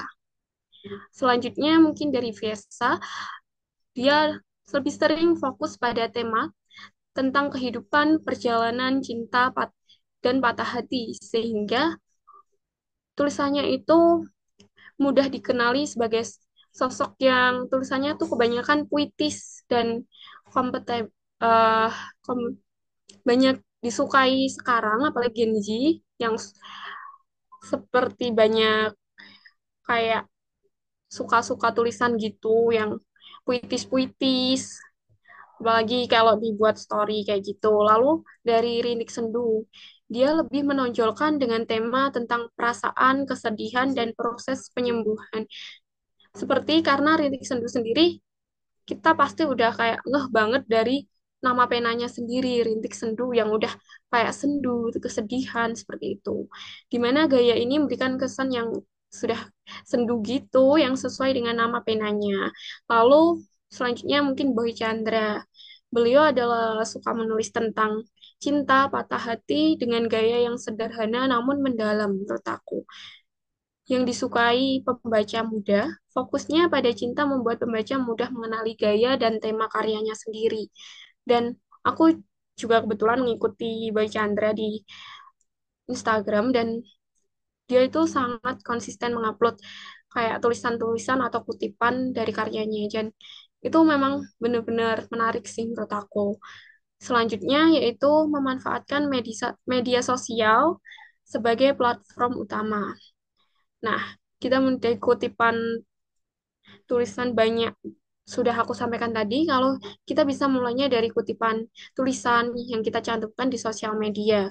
Dan kutipan tulisan yang kita cantumkan di sosial media sendiri kan bisa di-share juga ke orang lain. Kayak orang lain juga bisa mengaksesnya untuk membagikan tulisan itu lebih lanjut. Dan itu membuat tulisan kita lebih dikenal oleh banyak orang juga.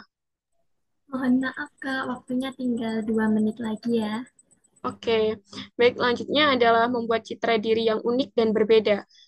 Karena kalau kita nulis citra itu perlu banget seperti tadi branding diri, dimana kalau kita nggak punya kesan yang berbeda, seseorang mungkin akan sulit mengenali kita atau tidak tertarik dengan apa yang kita tuliskan seperti itu. Seperti contohnya kayak Terelie itu tadi, Terelie adalah orang yang kayak sosok yang misterius menurutku, main misterius dan dia tidak terlalu membranding dirinya, tapi terlalu lebih membranding dari karyanya. Jadi kita lebih mengenal Terelie itu dari karyanya, bukan beliau yang memaparkannya. Seperti itu. Lalu selanjutnya adalah menggunakan platform multimedia yang menjangkau audiens baru. Seperti kalau Rintik Sendu, dia menggabungkannya bukan hanya menulis, tapi juga melakukan podcast. Seperti itu. Menghadirkan nilai dan pesan yang relevan dengan kehidupan pembaca. Dimana kalau kita nulis dengan adanya yang hal-hal emosional, kayak yang relevan juga dalam kehidupan, itu akan lebih bisa diterima oleh pembaca. Lalu merilis karya yang secara konsisten dan menjaga kualitas. Tentu, kalau penulis kebanyakan yang udah tak sampaikan tadi, mereka dengan konsisten selalu membuat karya baru dan selalu menjaga kualitas dari tulisan tersebut. Karena itu menurutku adalah hal penting untuk mempertahankan pembaca serta menarik pembaca baru. Oke, mungkin next. Oke, di sini adalah kesimpulan, yaitu dapat disimpulkan dari materi yang tadi udah tak sampaikan, kesuksesan seorang penulis tidak hanya tergantung pada kemampuan menyelesaikan karya, tetapi juga pada kemampuan mempromosikan dirinya dan karyanya. Branding diri dan karya adalah strategi penting untuk memastikan tulisan mendapatkan apresiasi luas, membangun reputasi jangka panjang, dan menciptakan dampak di dunia literasi. Gabungan dari kedua elemen ini memungkinkan penulis untuk berkembang secara profesional dan menjangkau audiens atau pembaca yang lebih besar. Seperti itu, dan mungkin satu kata yang ingin saya sampaikan, menulis bukan memerlukan suatu bakat, tapi perlu konsistensi. Kalian hanya perlu konsisten untuk menulis dan belajar terus membaca untuk bisa menjadi penulis yang terkenal. Terima kasih. Wah, baik. Terima kasih, Kak Tes, atas pemaparan materi yang sangat luar biasa. Ya, sama-sama, Kak. Ya, baik lanjut aja teman-teman karena masih ada satu materi lagi yang akan disampaikan langsung oleh Kak Devi. Baik, Kak Devi bisa bergabung.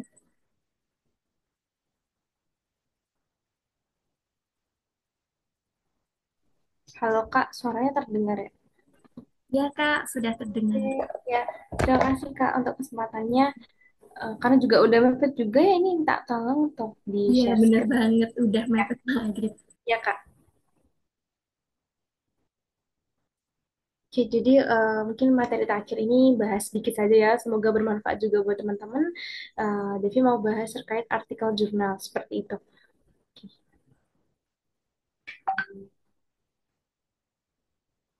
Oke, jadi untuk pembahasan kali ini mungkin ini ada sedikit ilmu yang bisa Devi bagikan gitu mungkin dari kakak-kakak juga ada Kak Nadia tadi yang juga sudah ini ya pasti sudah lebih berpengalaman juga untuk apalagi masalah artikel ada Kak Rio, ada Kak Duna dan Kak Tessa juga yang pastinya juga berpengalaman masalah artikel jurnal gitu. Nanti kalau Devi ada salah bisa dikoreksi ya. Oke, next.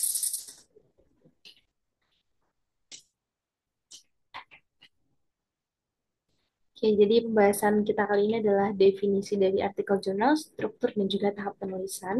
Boleh di next, Kak? Oke, jadi apa sih artikel jurnal itu? Kita teman-teman juga sudah tahu ya. Di artikel jurnal itu secara garis besar itu dapat didefinisikan sebagai karya tulis ilmiah yang mana memang menyampaikan hasil penelitian atau kajian dalam bidang tertentu yang ditulis oleh akademisi, dosen, peneliti dan hal-hal dan pihak-pihak lainnya yang tentu menyumbangkan ilmu pengetahuan baru seperti itu. Oke, next. Kayak strukturnya sendiri sebenarnya tidak pakem ya strukturnya ini karena tergantung dari publisher juga. Tapi pada umumnya biasanya itu ada judul, abstrak sampai dengan referensi seperti itu. Oke, next Kak. Oke, jadi kalau misalnya masalah judul di awal itu kalau bisa merepresentasikan dari isi karena memang judul itu kan sebagai apa ya? Sebagai kemasan daripada isi seperti itu. Nah, untuk selanjutnya ada abstrak. Jadi di abstrak itu uh, harus memuat beberapa poin penting gitu. Jadi tidak asal menulis. Yang pertama itu ada latar belakang. Jadi cukup satu kalimat yang menggambarkan fenomena dari jurnal, kemudian juga ada tujuan, satu kalimat juga, ada metode yang digunakan, ada hasil dan juga kesimpulan. Jadi ketika ada orang-orang mau baca jurnal kita, mereka tuh bisa dengan mudah menganalisis jurnal kita atau kira-kira menyimpulkan nih jurnal ini bahas apa melalui abstrak. Jadi pastikan abstrak itu lengkap seperti itu. Next. Oke, selanjutnya ada latar belakang. Nah, di bagian latar belakang ini ada yang pertama itu uh, perlu diingat bahwa ini Devi belajar juga dari dosen Devi karena juga beberapa kali membantu dosen untuk membuat artikel jurnal. Itu di latar belakang itu sebenarnya 5 paragraf cukup. Di paragraf pertama itu membahas fenomena dan juga problem. Pastikan fenomena dan problem ini benar-benar terlihat urgensinya gitu. Jadi tidak ngasal. Jadi ini sebenarnya paling susah dalam menentukan latar belakang itu di bagian fenomena. Kemudian next itu adalah penelitian yang membahas terkait fenomena itu tadi atau topik dari penelitian secara umum. Jadi penelitian-penelitian terdahulu yang pernah membahas topik-topik serupa. Kemudian yang ketiga itu metode yang nantinya akan kita gunakan gitu. Kemudian yang keempat itu ada urgensi atau research gap atau kesenjangan penelitian. Kira-kira kenapa sih penelitian itu tuh harus dilakukan gitu? Di atasnya kan juga membahas metode dan juga beberapa topik seperti itu yang dilakukan oleh peneliti terdahulu. Dan yang terakhir itu ada section. Jadi di paragraf terakhir itu biasanya ditutup dengan jurnal ini itu dibahas dalam beberapa bagian. Yang pertama itu nanti di bagian kedua ada membahas kajian teori, bagian ketiga bla bla bla. Jadi kayak memberikan sub pokok bahasan seperti itu. Next, di bagian literatur review. Jadi ini mirip dengan kajian teori ya, isinya teori-teori yang mana membahas topik gitu. Jadi pastikan di bagian literatur review ini bahas apa ya? Penurunan dari judul misalnya judulnya tentang ancian manuskrip bla bla bla bla. Jadi di teori nanti ada membahas ancient manuskrip itu apa, penelitian terdahulunya seperti apa, metode-metode yang dipakai di penelitian terdahulu seperti apa, seperti itu. Nah, next ada metode. Jadi bagusnya itu kalau diajari dosen Devi juga, kalau misalnya di metode itu bagus dikasih flowchart gitu. Di metode ini selain flowchart itu eh, seperti apa ya, diagram gitu ya, yang menggambarkan bagaimana penelitian ini itu terjadi, bagaimana penelitian ini mengumpulkan datanya seperti apa, dan sebagainya seperti itu. Mungkin bisa di next, Kak. Di next, di bagian hasil dan pembahasan. Nah, ini hasil dan analisis gitu. Hasil bisa berupa gambar, grafik, dan sebagainya. Mungkin kalau misal ini juga sih, teman-teman, kalau misal jurnalnya itu sistematik literatur review ya. Jadi mereview jurnal-jurnal, hasilnya itu bisa bentuk tabel yang isinya adalah misalnya biasanya itu normalnya 30-an jurnal yang direview, ada isinya tahun, terus penulis, terus ada juga hasil gitu. Nanti kalau misal jurnal literatur review, mungkin teman-teman juga bisa sambil nyari-nyari ya. Kemudian dikasih analisis. Analisis ini setelah hasil. Jadi kita menganalisis hasil tadi. Jadi hasil tidak hanya ditampilkan, tapi juga dianalisis dengan teori-teori seperti itu. Kalau bisa teorinya itu sudah dijelaskan di bagian literatur review di atas tadi, di kajian teori untuk membahas hasil. Oke, next. Oke, kesimpulan. Nah, di bagian artikel jurnal ini, kesimpulan itu tidak ngasal tiba-tiba menyimpulkan ya, tapi kesimpulan di sini itu berupa hasil menjawab dari rumusan masalah. Jadi tadi lupa menjelaskan kalau di latar belakang itu ada rumusan masalah. Jadi kalau misal rumusan masalahnya ini ada tiga, jadi di kesimpulan itu juga harus ada 3 poin yang mana menyimpulkan atau menjawab 3 rumusan masalah itu tadi. Begitupun juga di hasil, nanti ada tiga. Jadi misal hasil dan pembahasan. 1.1 rumusan menjawab rumusan masalah pertama, 1.2 menjawab rumusan masalah kedua, dan sebagainya. Seperti itu. Oke, nah, oke, next, Kak. Oke, ini bagaimana langkahnya. Jadi, eh, ini juga sesuai dengan ini sih, apa mata kuliah Devi yang semester ini, karena memang satu semester kami diminta untuk membuat 2 artikel jurnal. Jadi, hal yang kami lakukan itu, apalagi waktunya cuma 2 minggu ya, itu adalah mencari, memahami teori dulu. Kira-kira selain memahami teori, teman-teman juga bisa mencari fenomena. Kalau sudah ketemu fenomenanya, itu mudah banget gitu. Setelah apa namanya nanti menentukan judul, setelah menentukan judul itu bisa di breakdown rumusan masalah gitu. Jadi rumusan masalah itu bisa di breakdown juga dari teori yang digunakan. Nanti selanjutnya itu bisa dibuat sesuai dengan sistematika sebelumnya tadi yang Divi jelaskan seperti itu. Jadi kurang lebih seperti itu, dan ini juga based on experience dan juga apa namanya wejangan dari Bapak Ibu dosen. Jadi semoga bermanfaat juga untuk teman-teman. Kalau misal mau diskusi lanjutan tentang artikel jurnal atau mau kolaborasi menulis jurnal, Devi sangat terbuka gitu. Oke, itu aja yang bisa Devi sampaikan ya. Terima kasih. Baik, Kak Devi, terima kasih atas pemaparan yang sangat luar biasa. Nah, baik teman-teman, sebelum saya tutup ya, di sini saya ingin Kak Devi, Kak Rio, Kak Nadia, dan Kak Tessa untuk memberikan closing statement sebelum acara ditutup. Bisa dari Kak Devi terlebih dahulu. Oke, mungkin untuk closing statement-nya adalah membaca dan menulis itu adalah satu hal yang berkaitan. Jadi seseorang tuh nggak bisa menulis kalau dia tuh tidak punya sumber bacaan sebelumnya. Dan untuk terkait artikel jurnal selalu dipandang sebagai satu hal yang horor dan menakutkan gitu. Tapi kalau teman-teman sudah tahu tips and triknya, itu rasanya nagih untuk nulis seperti itu. Nah, teman-teman. Luar biasa sekali ya teman-teman. Nah, lanjut ke Kak Rio nih. Kak Rio bisa kasih closing statement. Oke, baik, terima kasih atas kesempatannya.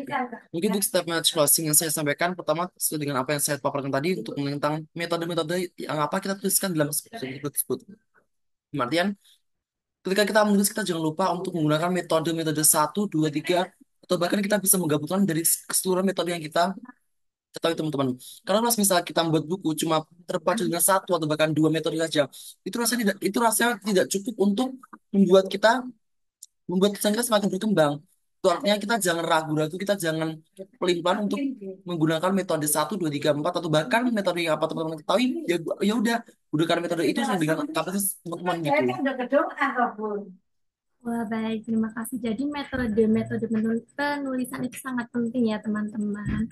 Oke, Kak Nadia. Kak Nadia bisa kasih closing statement. Oke, terima kasih Karisma. Untuk aku sendiri, inspirasi itu bisa didapatkan dari mana saja, dan ketika menuangkan inspirasi juga kita tetap pakai kaidah-kaidah menulis. Oke, setelah itu untuk inspirasi sendiri, ketika menulis sendiri kita juga harus pakai rasa tentunya. Oke, terima kasih Kak, hanya itu saja. Terima kasih, Kak Nadia. Oke, Kak Tessa. Baik, mungkin untuk closing statement dari aku, sesuai dengan materi yang tak sampaikan tadi, menulis itu bukan bakat, tak sampaikan lagi. Kalau menulis itu hanya perlu konsistensi. Mulai aja, jangan ragu dan takut. Mulai aja dari satu kalimat, nanti juga lama-lama akan jadi satu buku kalau kalian konsisten menulisnya. Dan menurut aku, perbanyak juga membaca, seperti yang disampaikan Kak Devi tadi. Tanpa membaca, kita nggak akan bisa nulis apa-apa. Kita perlu asupan diksi, narasi dari membaca itu sendiri, seperti itu. Dan juga jangan lupa untuk riset juga, agar apa yang kita tuliskan itu nggak cuman asal, tapi memang benar ada, seperti itu. Kalau memang mau ngangkat yang, apalagi kalau temanya kita ngangkat yang sejarah-sejarah seperti itu. Mungkin itu dari aku. Sekian, terima kasih. Wah, terima kasih. Jadi kita harus konsisten ya teman-teman kalau ingin menciptakan suatu karya. Kita beri applause terlebih dahulu buat keempat materi kita yang sangat luar biasa. Wah, nggak kerasa ya teman-teman, waktunya sudah berlalu begitu lama dan ini sudah hampir, oh, udah maghrib ya, udah maghrib. Akhirnya teman-teman, semua materi sudah dijelaskan dengan sangat baik ya oleh keempat pemateri kita. Semoga materi yang dijelaskan bisa bermanfaat bagi teman-teman semuanya. Nah, buat teman-teman nanti yang ingin ditanyakan terkait materi-materi dari keempat pemateri bisa langsung ditanyakan di grup ya, karena kita keterbatasan waktu. Terima kasih ya kepada keempat pemateri yang sudah berkenan membagikan ilmunya dan juga kepada teman-teman yang sudah hadir tentunya baik di live streaming maupun di room Zoom. Sebelum saya tutup, kita ke sesi foto terlebih dahulu ya teman-teman. Kita buka kameranya dulu ya. Ini sudah siap semuanya foto, foto-foto. Backgroundnya yang cantik, wajahnya yang berseri-seri. Oke, kita salam literasi dulu ya. Salam literasi. Oke, kita hitung ya. 1, 2, 3. Oke, thank you so much guys. Kami kembali ke Kak Pasita.